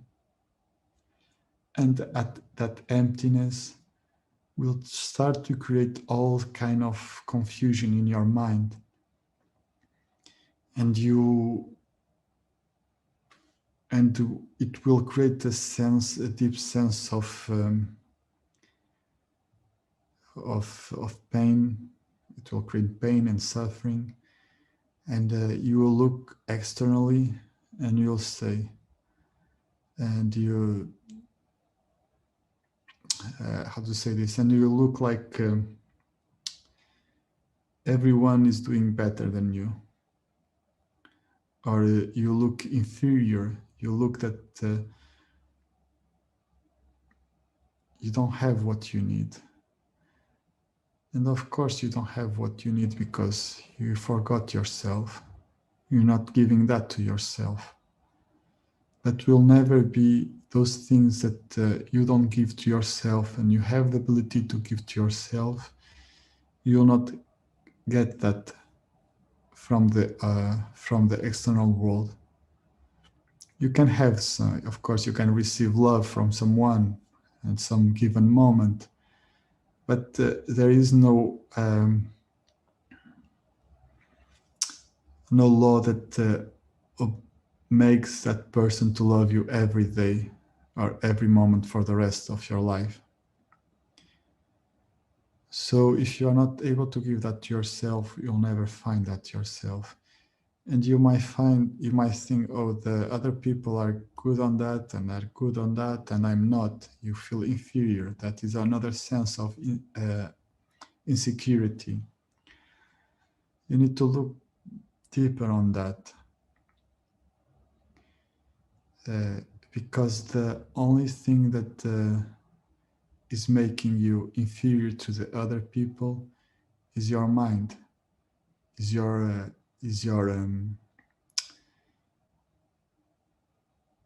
own self-imposed limitations.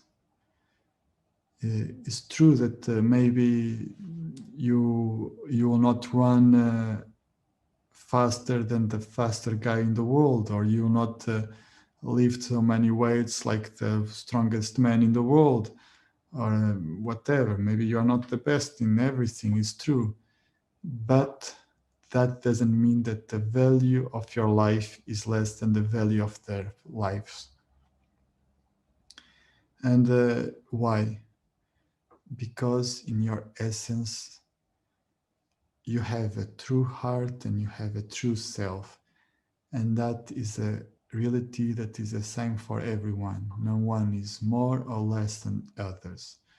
The only difference is that some people are more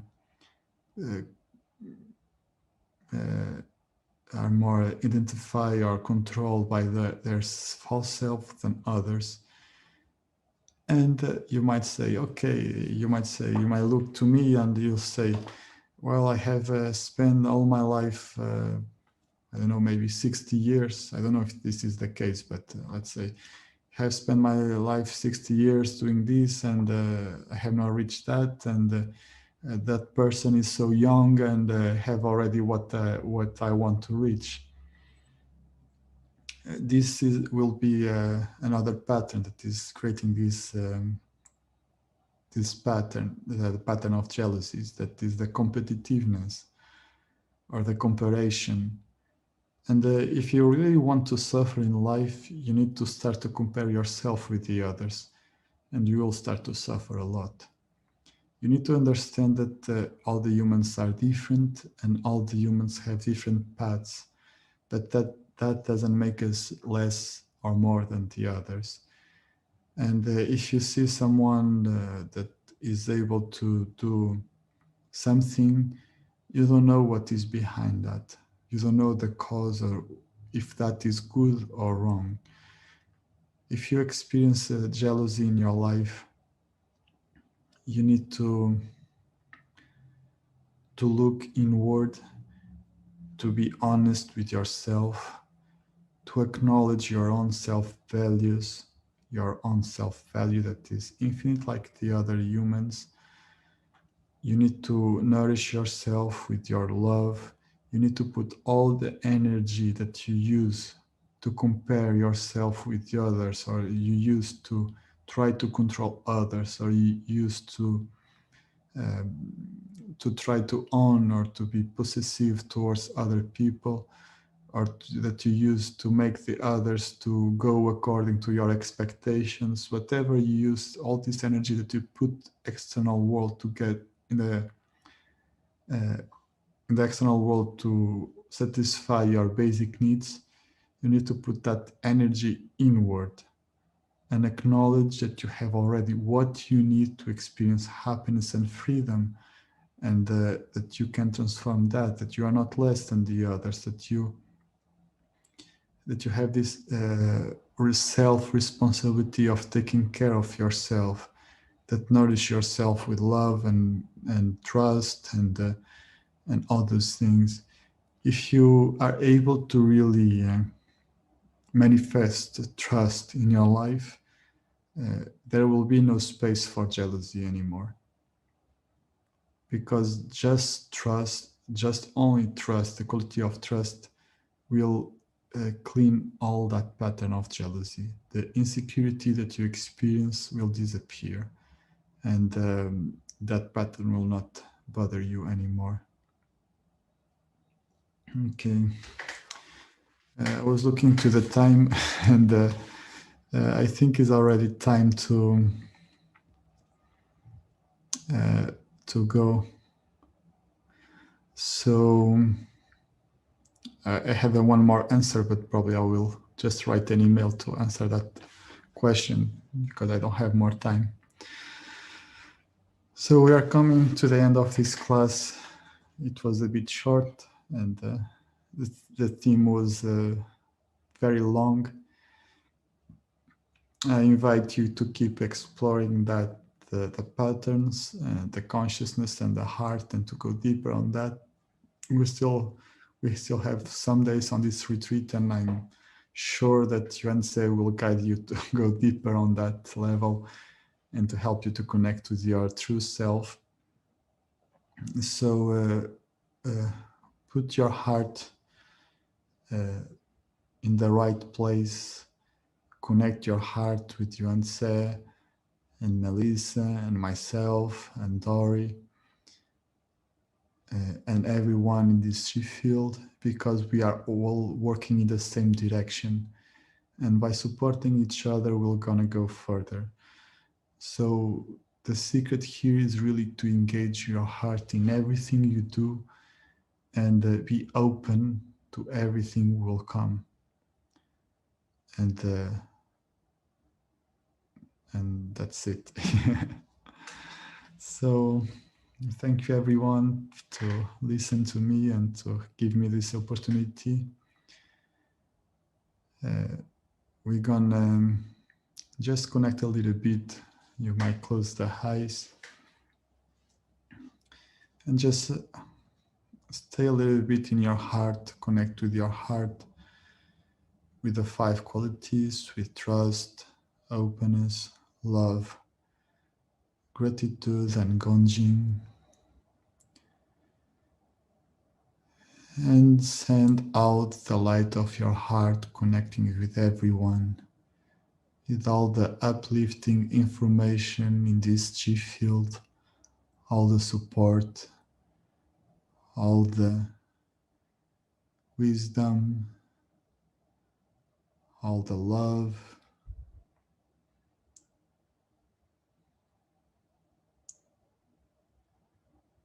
And receive in your heart this deep information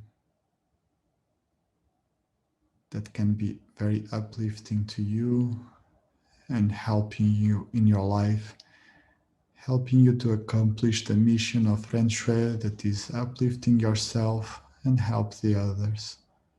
Sidu Turen. Gently open your eyes. We're gonna do a break. I took 2 minutes from the break, so we will return in 8 minutes with Yuan Tze. So it is at in 8 minutes. So thank you once again, and enjoy the rest of the retreat. Bye bye, and much love.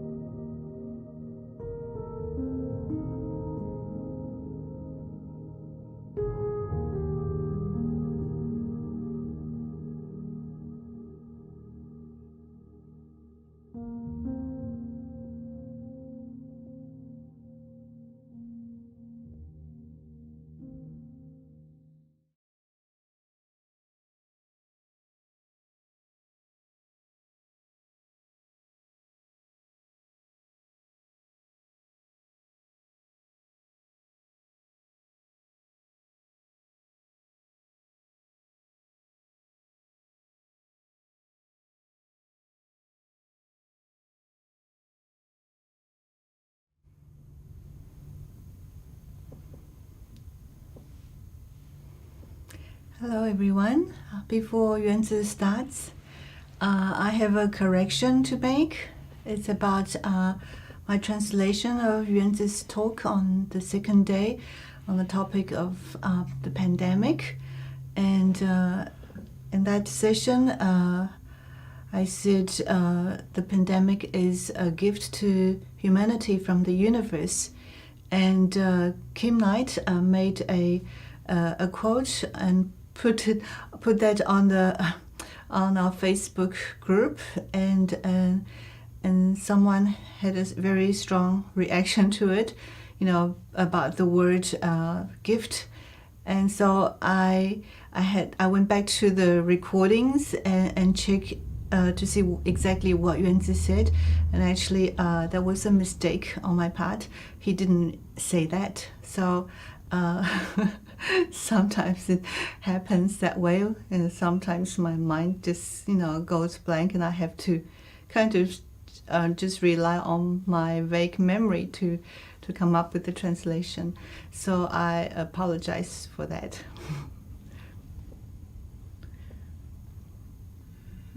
好了。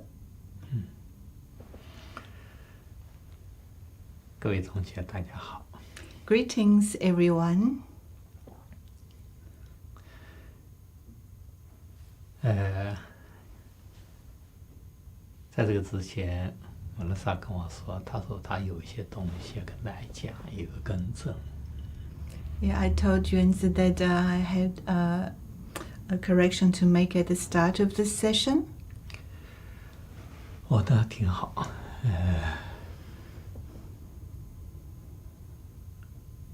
能想到的，发现了一些问题，及时更正，其实是有必要。It's good that when we spot a mistake or something like that, we can make a correction straight away. 但是呢，作为做翻译来讲，特别是做我的翻译来讲，要把整个内容完整的读完，全部的天衣无缝的把它翻译出来，是个非常困难的事情，几乎也是不可能做到的事情。But Yuan Tze understands that it is not that easy to be his interpreter. It's probably not, it's almost impossible to translate what he says 100% correctness,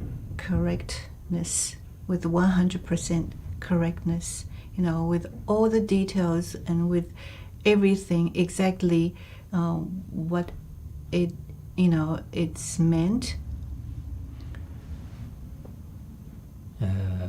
再加上也很其他的因素，毕竟是人，所以有时候有一些状况，有一些理解方面的问题，等等等等各个方面，这是很难免，很正常。And we are humans, so there are times when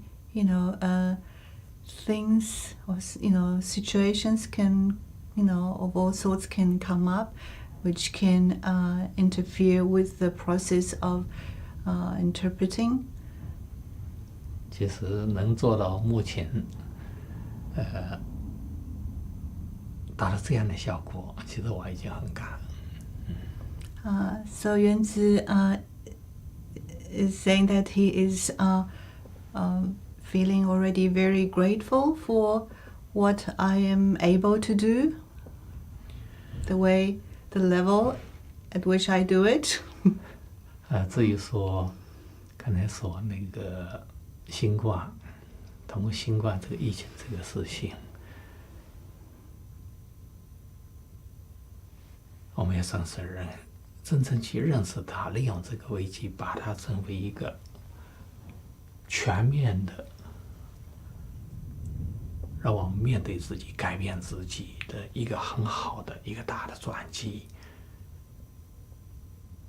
而把这个转机呢，把它可以真正可以做到的话，它就是一个本身就是一个礼物。The content, the message Yuan Tze was trying to get across to us was that the pandemic, of this disease, COVID-19, is a great opportunity for us human beings, for humanity. If we can make good use of this opportunity, and so that something really positive can come out of it, then we can see this opportunity as a gift. 虽然我语言没有讲这个礼物，有可能我的内在也是这么就认为它，或许被我的啥感受到了，它就讲出来了。Maybe, although Yuan Tze didn't use the word gift, he did, mean that, and probably I somehow sensed that. So that came out from my translation. 有些东西我感受出来，为什么不讲呢？有些东西可以讲，有些东西不讲，所以我们的同学都能够了解，特别是老学员。但很多的东西，因为我们已经习惯性的去那么习惯性的观念，特别是模式已经广泛形成，怎么去看事情，怎么去对待。如果这个跨度太大了，甚至是颠覆性的，一下子可能很难理解，也很难接受，甚至会引起相反的作用。Very often, Yuan Tze has to choose the words, very carefully when he speaks to us. If you're a teacher, you will probably know how important this is, because the people who are listening, can have, their own ways to, receive and interpret or understand what we say. And sometimes, their patterns also, of course, can be, doing that. And also everyone has a different way of using, a language or using certain words. If we, if it is too much a leap for them, when we use a word, it can be challenging for them to get the true essence of what we're trying to convey. 就我认为这个信息境界是必须的，也是重要的。但是有些东西呢，我们也不想拖得太久，所以大家也能觉得，从今年开始，我们很多的东西，原来不怎么直接讲的东西，我们讲的越来越多，也越来越深入一些了。So we need to be sensitive about that gap there, between your understanding and how others may take, when you use a word. But all in all, Yuan Tze has made this retreat and the talks he does in this retreat more straightforward, in the past, compared to the past, he's more outspoken this time because he feels it's time to be more straightforward, to be direct. 简单说，我们从现在开始，包括以后，我们会越来越敢讲。And so 预告一下。预告一下。So this is a warning for you.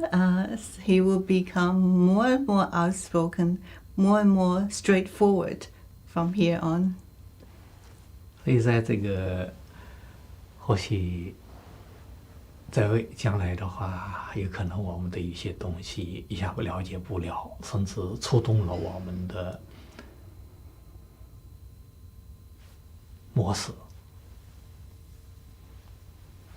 但是我还是希望，无论如何，对不理解的，我们尽量去理解。现在理解不了，以后慢慢去理解。So in any case, when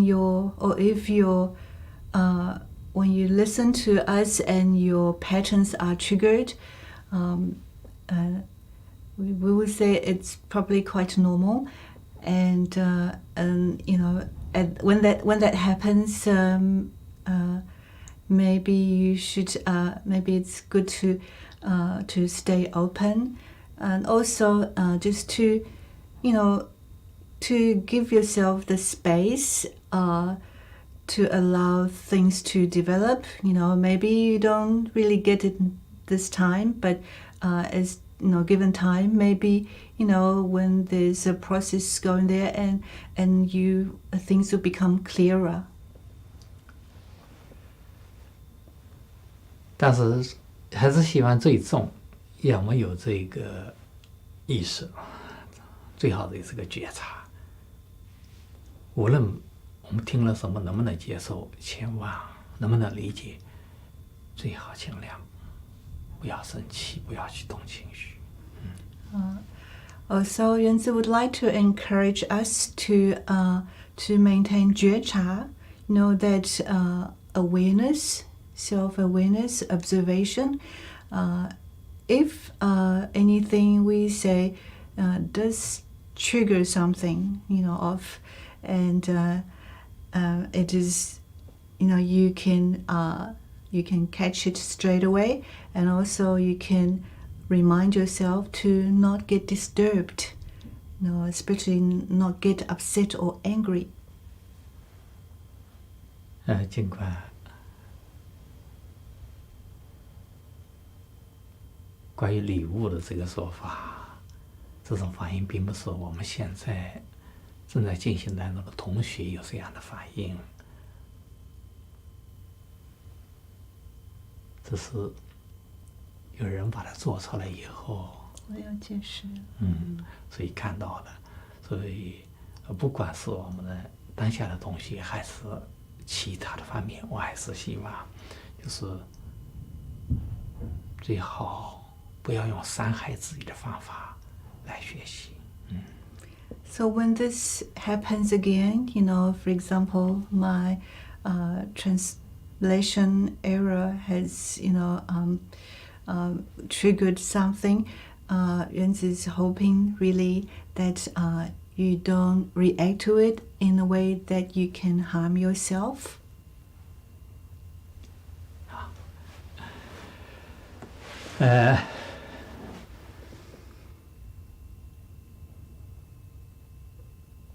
这个今天的气场又不一样了，非常的越来越舒服，越来越滋养，也越来越通畅。The chi field is different again today. It's getting more and more nourishing and free flowing. The connection is getting stronger. 这说明什么？我们同学们大家真的在改变，正在发生改变，而且持续的在发生改变。And that says that you are changing. You have been changing and continue to change.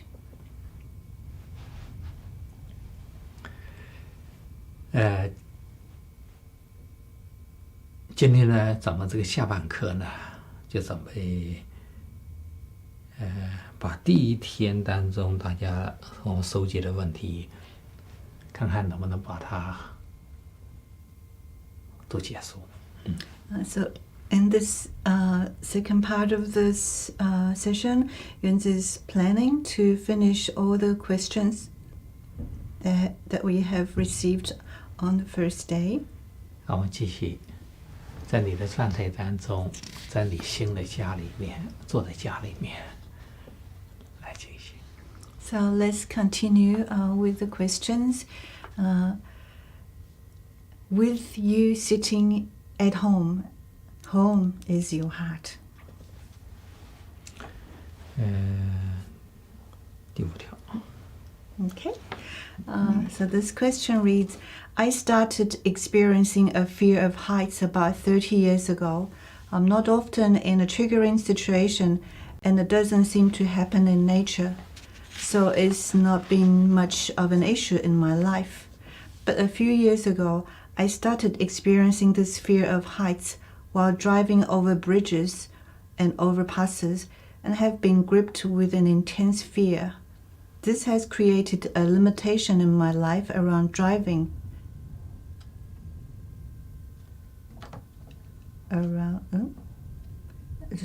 Driving is a problem for me. Is there a way to work with this? Is it important for me to understand the source of that? I'm curious about trauma stuck in my body and if that is part of this.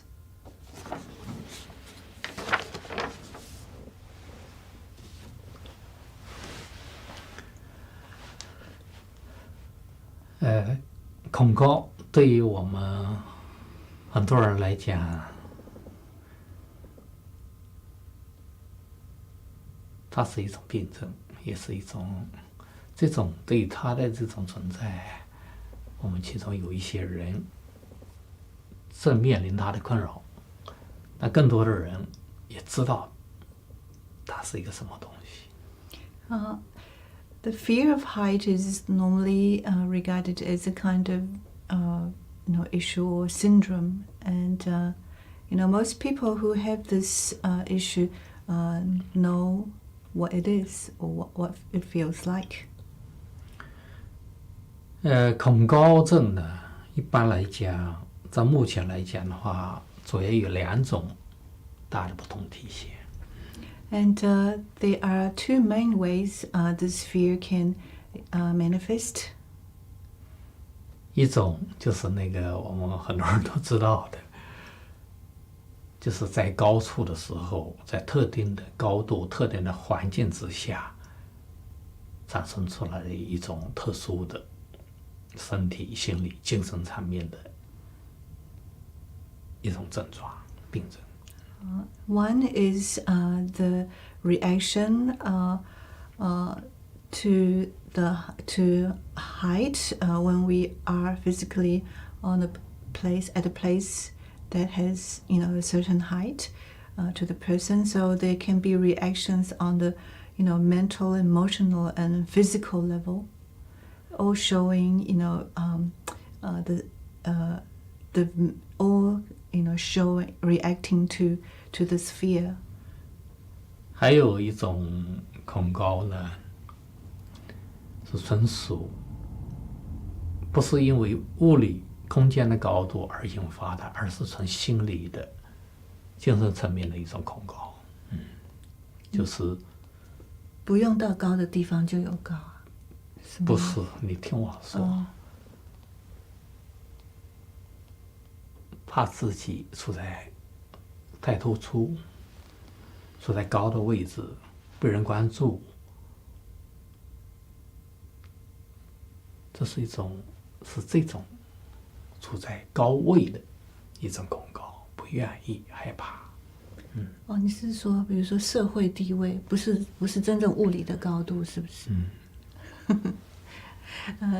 ？Another kind of fear of height is not the fear of the actual, height in a physical world. It's more being at a place, maybe socially, being at a place that that one can feel exposed. One can feel like being seen in a certain way. 这个体现了很多的不一样，比如说我不想比别人好，不想被别人突出，也不想过多被别人注意，也不想处在一个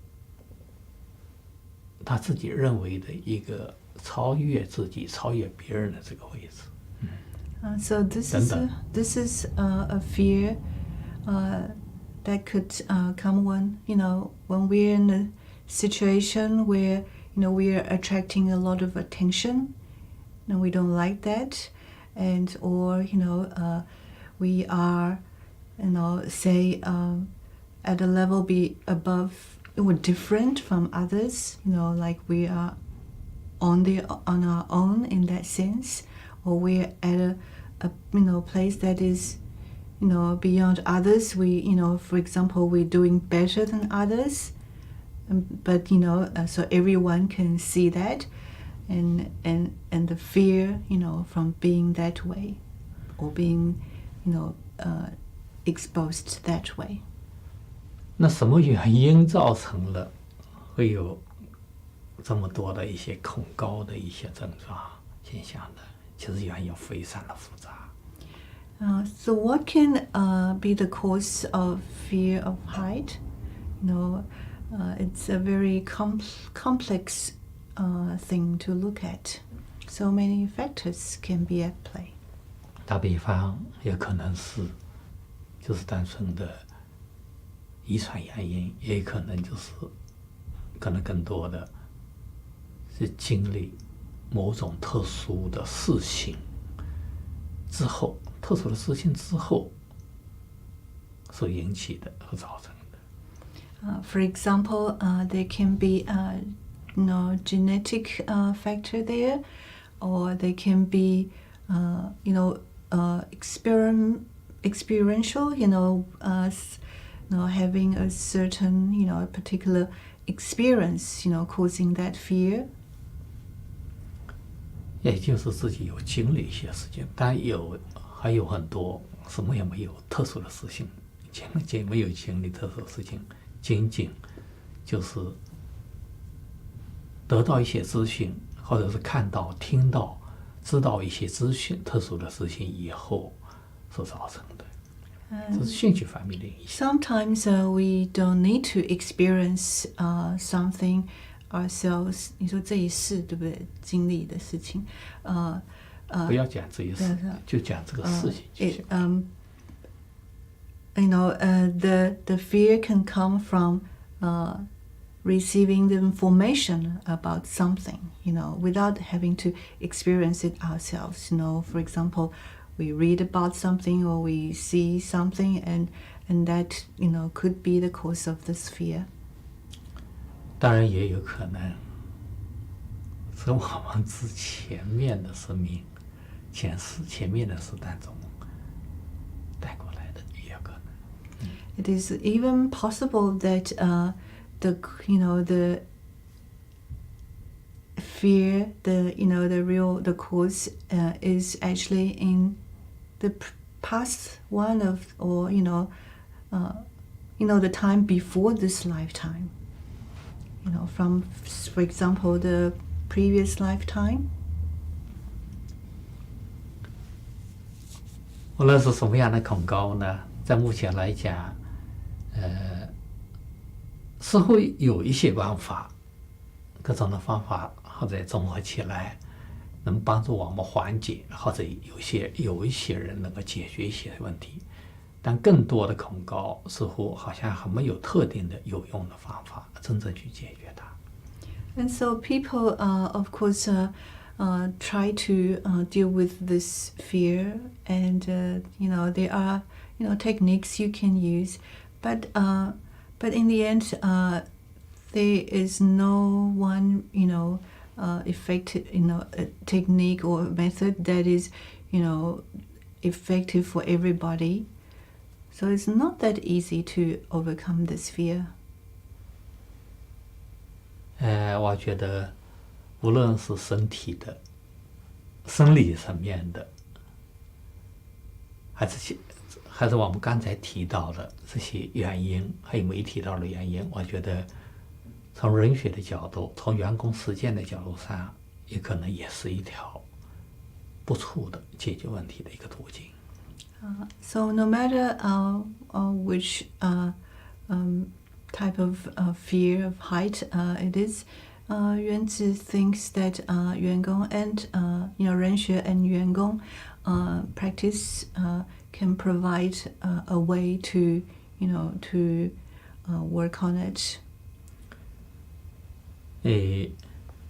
无论它是哪个原因造成的，都在精神，它的真正的根源主要都是在精神层面才发展起来的、形成的。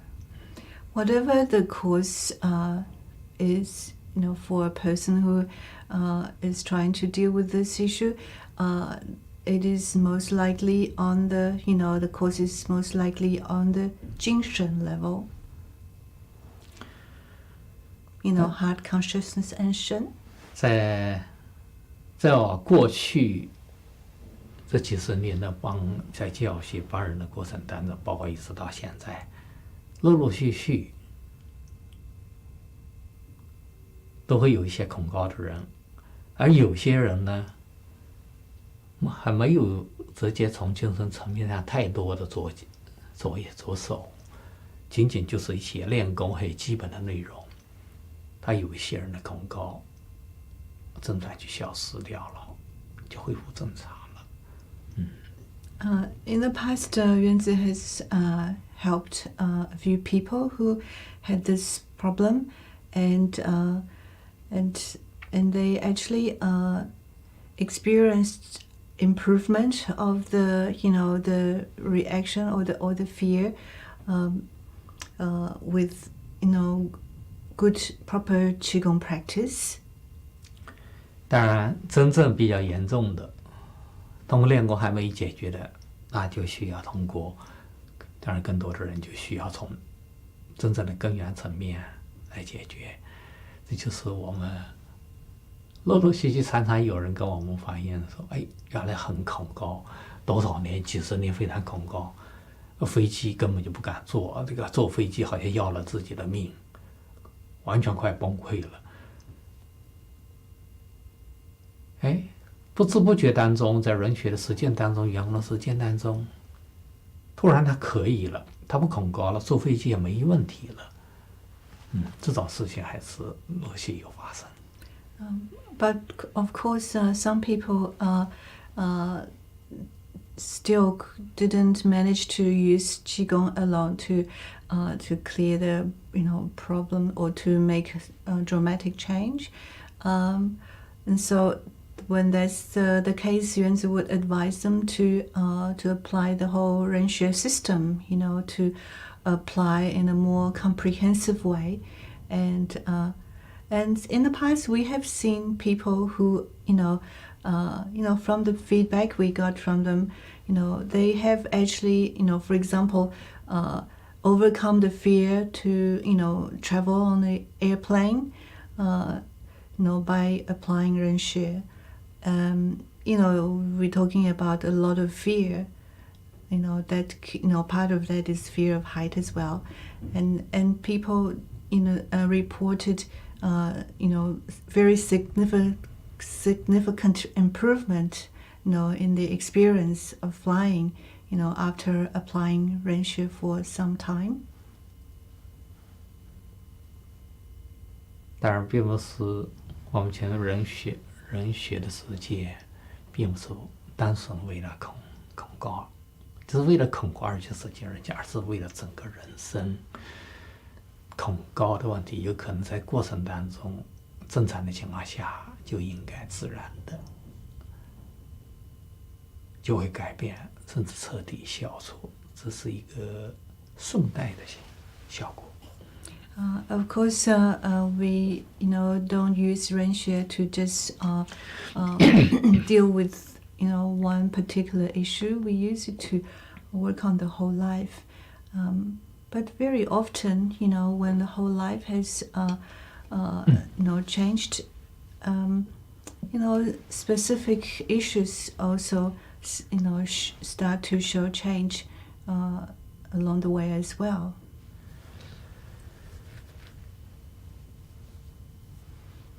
如果你人学实践、员工实践很久了，现在还恐高，那么我建议你把恐高解决恐高的问题作为一个切入口，可以把它作为一个切入口，看看为什么会恐高，恐高的当下，恐高的情况下的后面的支撑是什么？从心灵还是意识有哪些模式？我相信你一定会发现。发现以后，咱们就开始去面对和真正解决它，这样就是很好的一个切入口，既是为恐高，也是为整个人生以它来推进。So if you have been practicing Yuan Gong for some time now, and this is still a problem, Yuan Tze would like to suggest that you use the whole system of Renxue to deal with it. especially by firstly looking at this fear to see, what is behind it, what is kind of holding it there. When this fear arises, what is happening on your heart level, on your consciousness level? What are the possible patterns there, and what are the activities there when this fear arises. And Yuan Tze believes that Yuan Tze thinks that it's very likely that there are some underlying patterns that are causing this problem, and so identifying them and working on them will be quite necessary. 当然，我们讲的这个空也针对的问题是两种不同的心态，只要存在，都可以去把它作为切入口。 And so, if so he thinks it's this issue is a very good place to start to change life, to work on life. Fear of height, both types of fear, okay, is a very good place to start.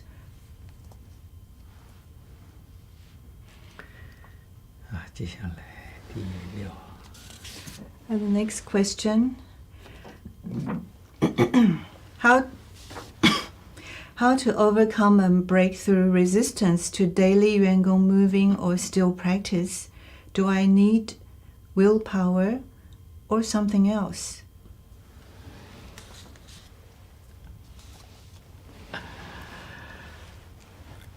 同学们，你现在怎么存在这样的问题？ Is this something that is, bothering you as well? 或者曾经，或者常常有时候会是有点困扰。 Or is it something that comes up every now and then?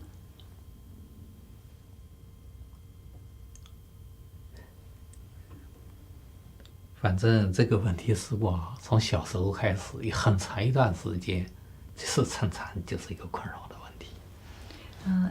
This was something that was a problem for Yuan Tze for a long time when he was young. 大家可能知道一些，我是那么爱好这些东西，又那么喜欢它，又喜欢练，又不怕吃苦，但是那确实常常就是一个问题。 You probably know that he loves practicing qigong, and he has a lot of passion for it, and he enjoys doing it. But still, it was a problem. It was a problem a lot of times when he was young.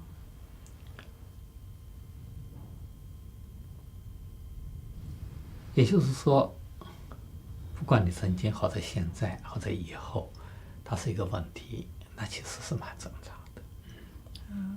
The point Yuan Tze is trying to make here is that it is quite normal to have this issue. You may not have it now, but that doesn't mean that you will not have it in the future.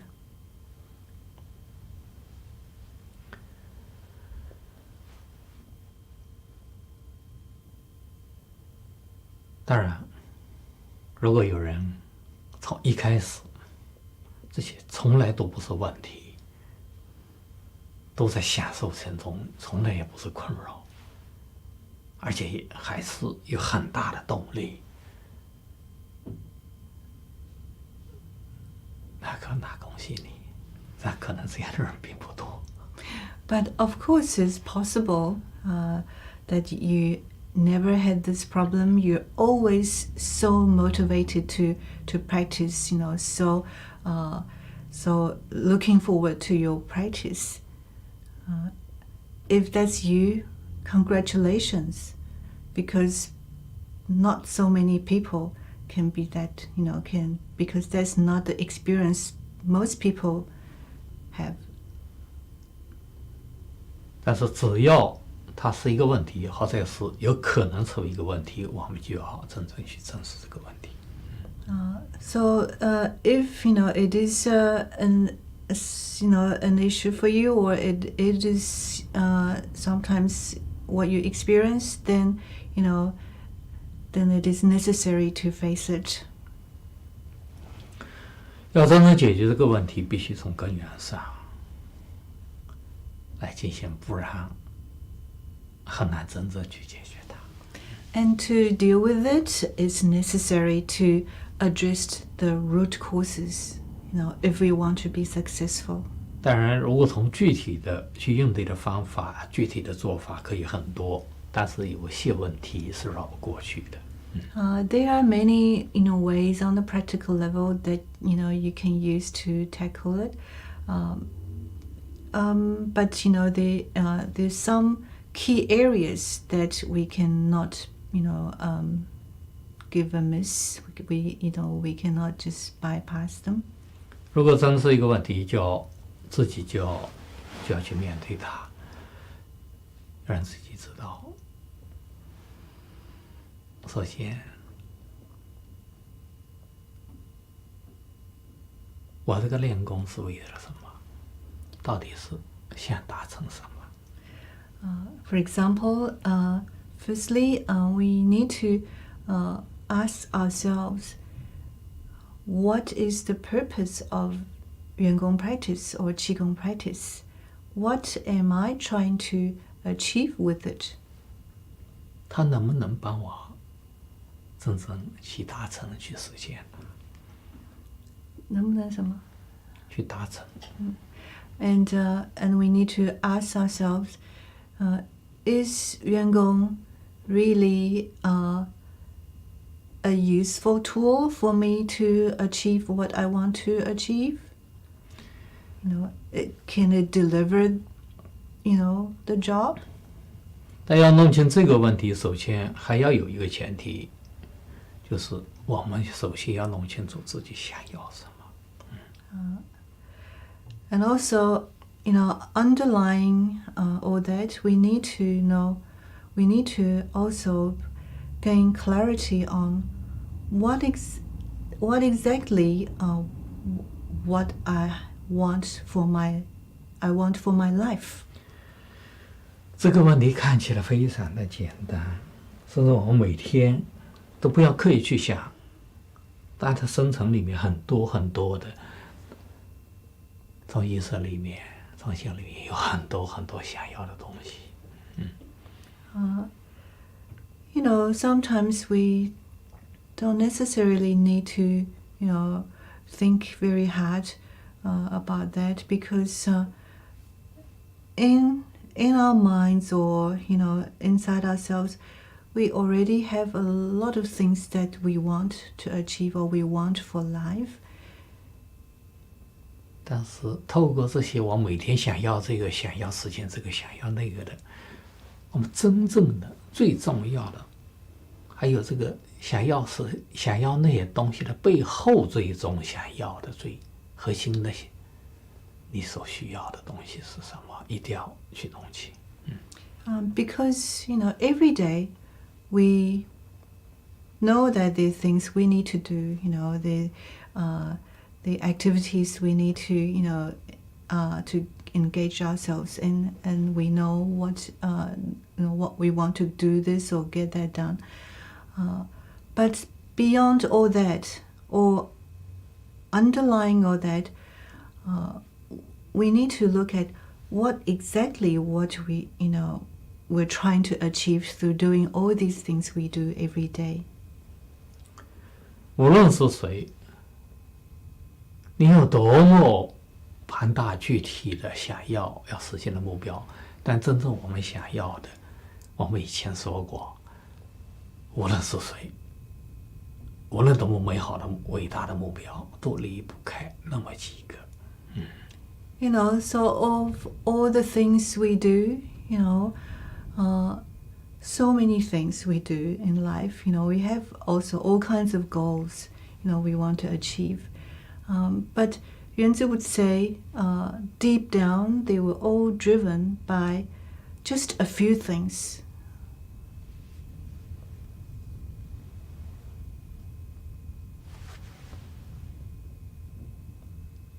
Five. High five.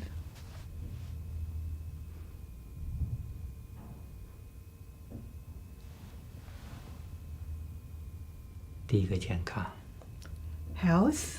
这个健康不仅它是生命的健康，不仅仅是身体，更重要是精神。 Health of the body and more importantly of 精神。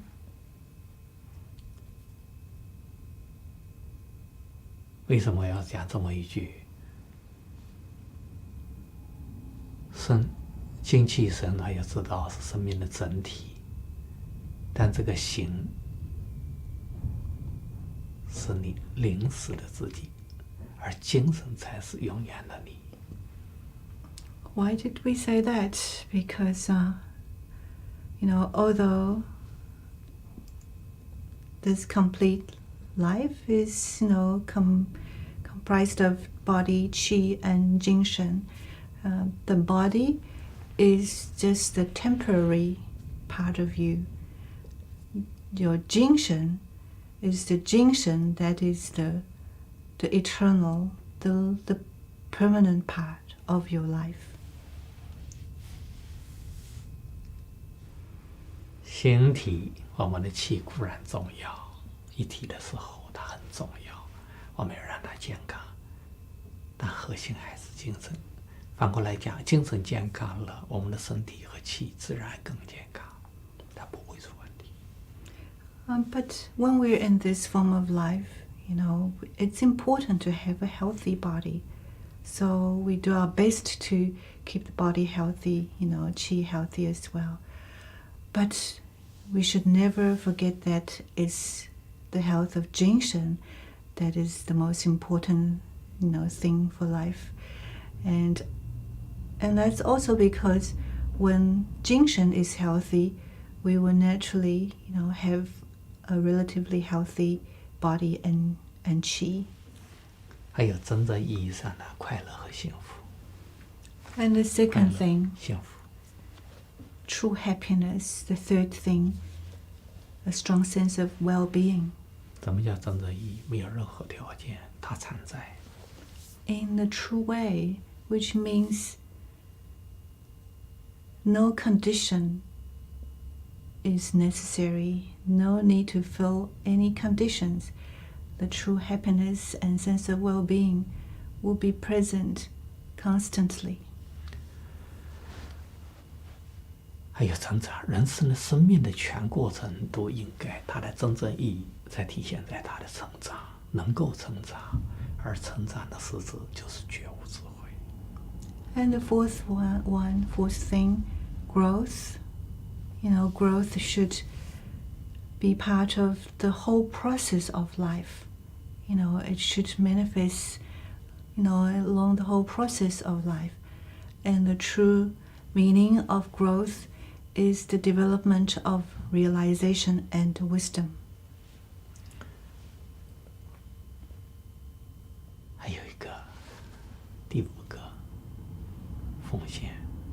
我们的活着的价值和意义，不仅仅是为了自己，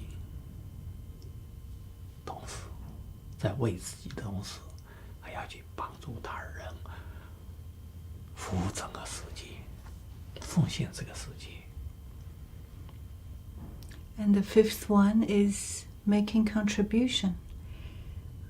We don't live just for ourselves. The value of a human's life manifests as also in how well we can help other people, how well we can contribute to the outer world, especially, to help other people achieve those 5 things. 其实我们人生没有那么多的需要，他的需要很少，就不够。So life can be very simple. We don't need a lot. Just those 5 things. 这本来是我们应该拥有它的，越来越多的去拥抱它，获得它。但是我们那么想要它，似乎离它非常遥远，甚至越来越遥远。And those things, 5 things, are innate qualities of human beings, of our lives. So we should naturally have them in our lives. And so they are driving us to do all the things we do in order to get them. But they are already there inside ourselves. 它不是我们不想要，也不是我们不努力，是我们想要它的方向、目标和途径可能错了。我们使得我们想要的东西与它无关，甚至是相反的。But somehow the way we know the way we take, the road we take to achieve them is not really getting us closer to them. It's actually getting us farther and farther away from them. 如果我们现在很明确了啊，确实我们要的不多，就5个，那么我想实现它，那怎么去达到？怎么做才能够达到呢？能实现它的，不是我想要它就有。So those 5 things that have come with us, with our lives, and we should be able to embrace them and keep growing them, are actually very elusive, from us. We are trying to chase them, but they seem to run always faster than us. So now, they're not, so close to us anymore, or they somehow, are not inside, and but we want to have them back. How do we do that? 换句话说，就是我们本该拥有这些里面全部都有，这5个，这是我们的权利。但我们离它越来越远，这说明我们人生走错路了，有很多的障碍形成，让它展现不出来。那么我们现在要做的就是如何去扫除，真正可以扫除这个障碍，安全有效的去达成它。So these 5 things are all within us, but they're not really showing because they are many barriers, in front of us or in front of them, blocking them. And so what we need to do is to remove the barriers. 人是我们的人间创造了那么多的文化、技术还有智慧的产物，确实很多，也很重要。但是我们可以再冷静的想一想，要实现这个安全有效的去达成回归这5个，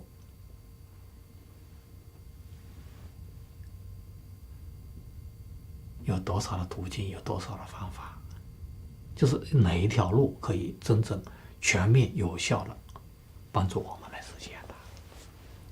有没有？在哪里？ We humans have created many roads to get to these 5 things. But where is that effective path, that direct path?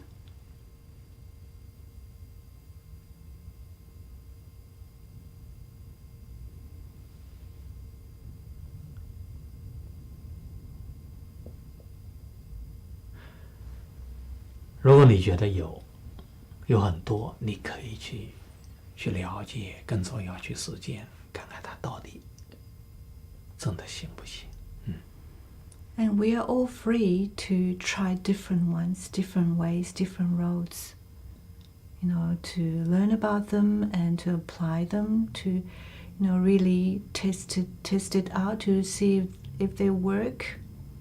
但是，如果问我的话，我可以坦率地告诉你，人学可以帮助你，就是人学可以帮助你走在这条道路上。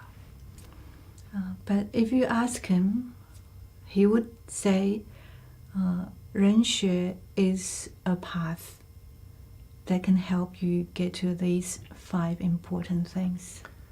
而且是安全有效的，走在上面。 In a very safe way and also effective way. 那么人学是一个体系，这个体系真正要发生变化，就真正有用，它需要实践。那么员工就是人学的实现的应用的体系。 And for 人学 to be truly useful, it needs to be applied. It needs to be put into practice.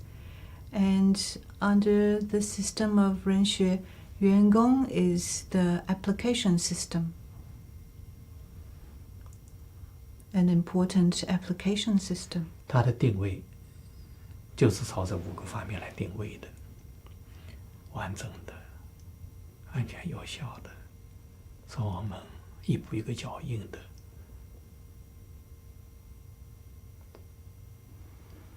走在上面，持续向前。 The design of 员工 system has this 5 goals, 5 things at its heart. It is designed for us to achieve those 5 things. We take 1 step at a time, and step by step, we get closer and closer to those 5 things. 那试想一下，阳光的体系是什么？可以试想一下，能帮助你达到你人生最想要的东西，铺平了一条道路，然后它不需要你任何的回报，也不需要你任何，它没有怨言，你只要去拥抱它，去利用它，它就会提供你需要的最好的帮助和支持，无怨无悔，不要回报。And so the path is there, is well paved, and you can, feel free to walk on it, and anyone can walk on it. There's no one will ask you for anything, for return. All we need to do is to embrace it, and then it will lead us to that place we all want to be. 那再想一想，世界上还有能找到第2个这样的存在吗？ Can you find another path like that? 那既然能这样，为什么不去拥抱它呢？ If you can see the path, the point of this path, the meaning of it, why not embrace it? 那有很多的问题，但是所有的问题找的根源就是我们藏在背后，就形成障碍的，就是背后藏了很多的模式，它形成障碍，让我们明明知道好，但是我们常常就不愿意去，或者坚持不下去。 But, you may have no problem with all that. This is a, good path and you want to make good use of it. But still, it can be difficult to move forward on the path. Why? Because we all have a lot of patterns. 真的要真正知道他的好，就是说真正了解他，真正知道他好，要去广泛的实践。通过实践，感觉自己真的很有改变，很有帮助，很有知识，他就真正有更多的认识，然后再去更深入的实践，又有更清楚的了解，又有更大的动力，这样良性循环，最后它就不是问题。So you need to take an incremental approach. Okay, you learn a bit and you apply what you've learned in order to gain better understanding and also, more importantly, gain the benefit. Once you feel the benefit of it, that's where we get more motivated, to keep doing it. And then we learn more and apply more, and we gain more benefit. This way we keep going, and eventually, we can embrace it wholeheartedly. 当然也可以，员工不要练的那一天，那什么情况下就是可以不练呢？你这5条都5个你已经实现了，特别是觉悟智慧，已经广泛的、深入的、不断的呈现出来，你可以不要练。So when would be the day you don't need to practice Yuan Gong anymore?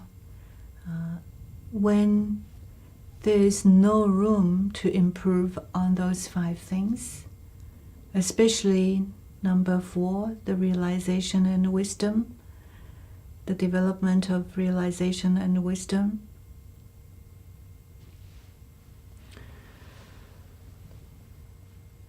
员工是一条路，或者是一条有用的拐棍儿。为什么不走这个路？它是个很好的拐棍，我用它呢。So Yuan Gong is a path, or you can see it as a walking stick. It can help you walk. It's a very good walking stick, So you have it. Why don't you use it? 好，还有2分钟，第7条。Okay, we have 2 more minutes left. Let's look at question number 7.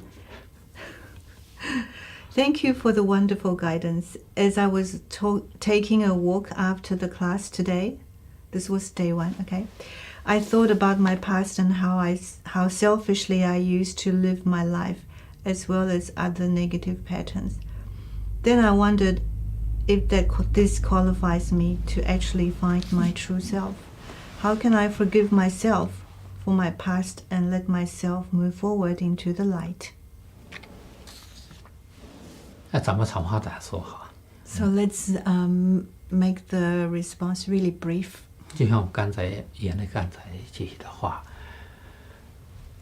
觉悟智慧就是实现真我，而每个人都应真我就是真正你的自己，没有理由不去实现它。 We were talking about the development of realization and wisdom. That's, the manifestation of the true self. And that's you. That's the true you. So there is no reason to not be the true you. 真我是真正的你，也就做你自己。我们不是都想做你自己吗？这是你的权利，也是你的责任和义务。Just like the 5 important things we just looked at, they are the birthrights of our lives. So is being our true self, being the true you. That's your right too. 在没有做真正自己之前，每个人都有很多的模式，某种程度也是假我。正因为是假我，才要做真我。没有说有模式在假我，我就没有资格。正好相反，就更需要更有责任义务做真我。Before we reach the true self, is the false self that that we are, that runs our lives, and that's all the patterns we have, and that's the reason why we want to be the true self, because at that stage we're not the true self, and so and that's the reason. So there is no such a thing as any patterns will disqualify us. 这个问题其实这真正去面对和解决它也不难，就是5心就可以了。And to deal with this is not that difficult. You can just use 5 Xin.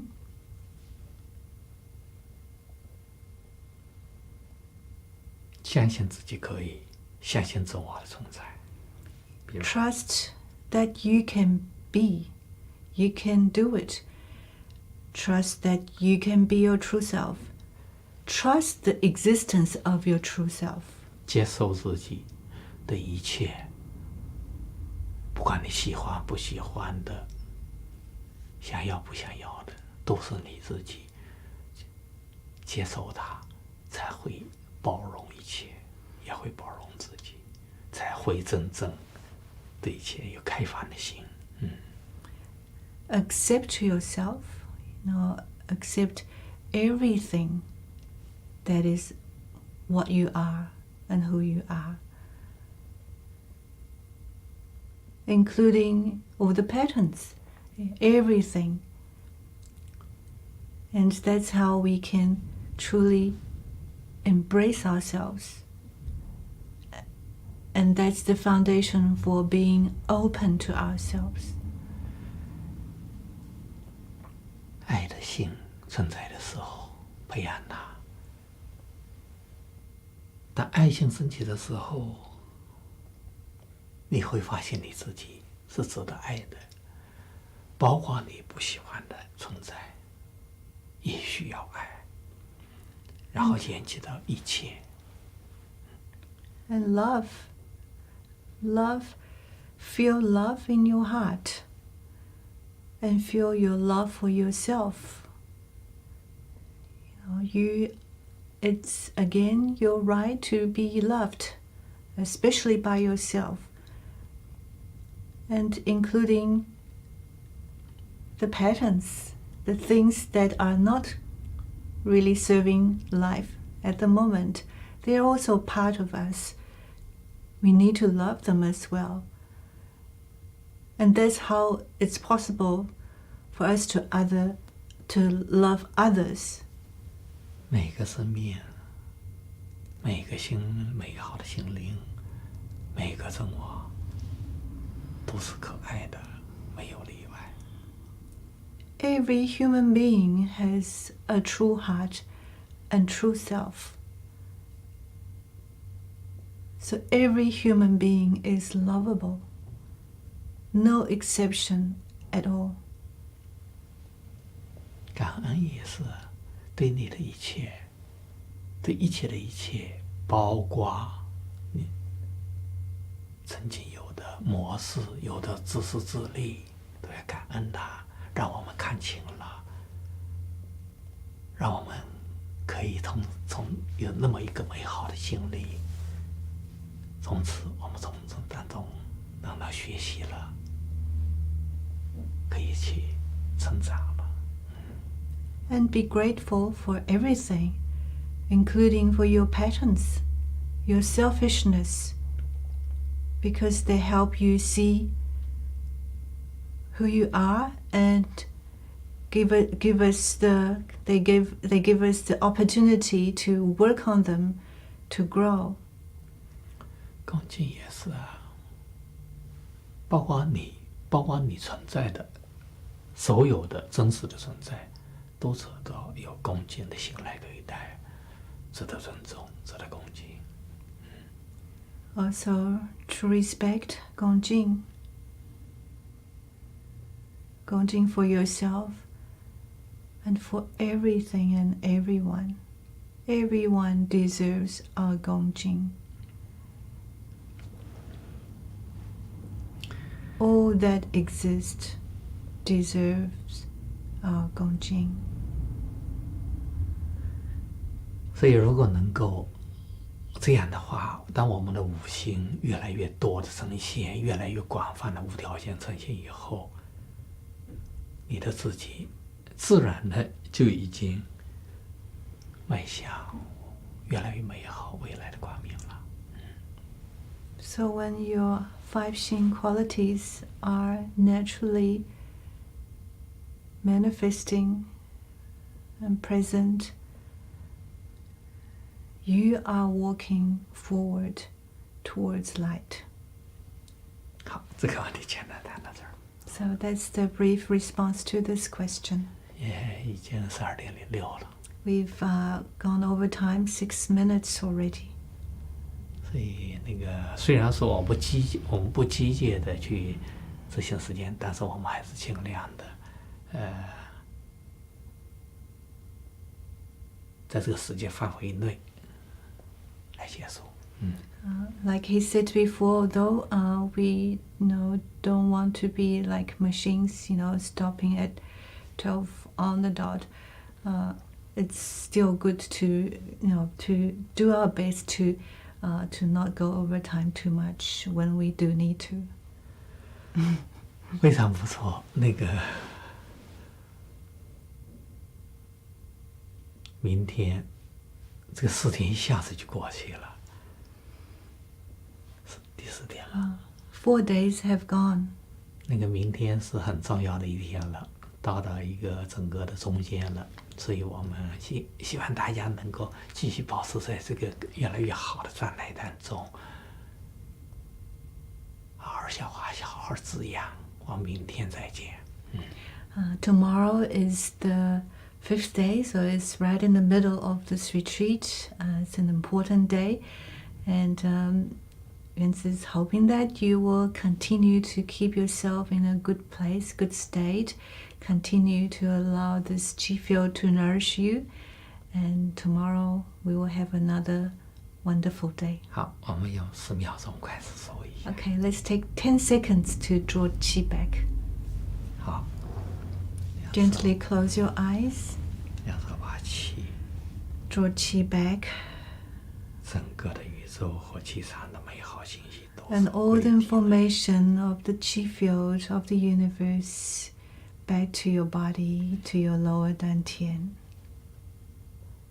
一切的美好相合，统一在一起。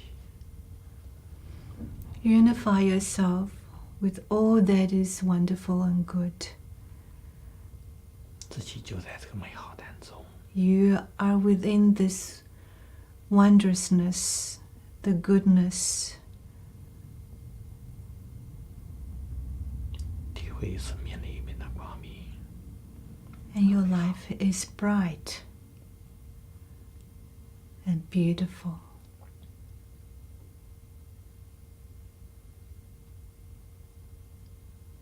让它持续的延续发展下去。 And let it continue.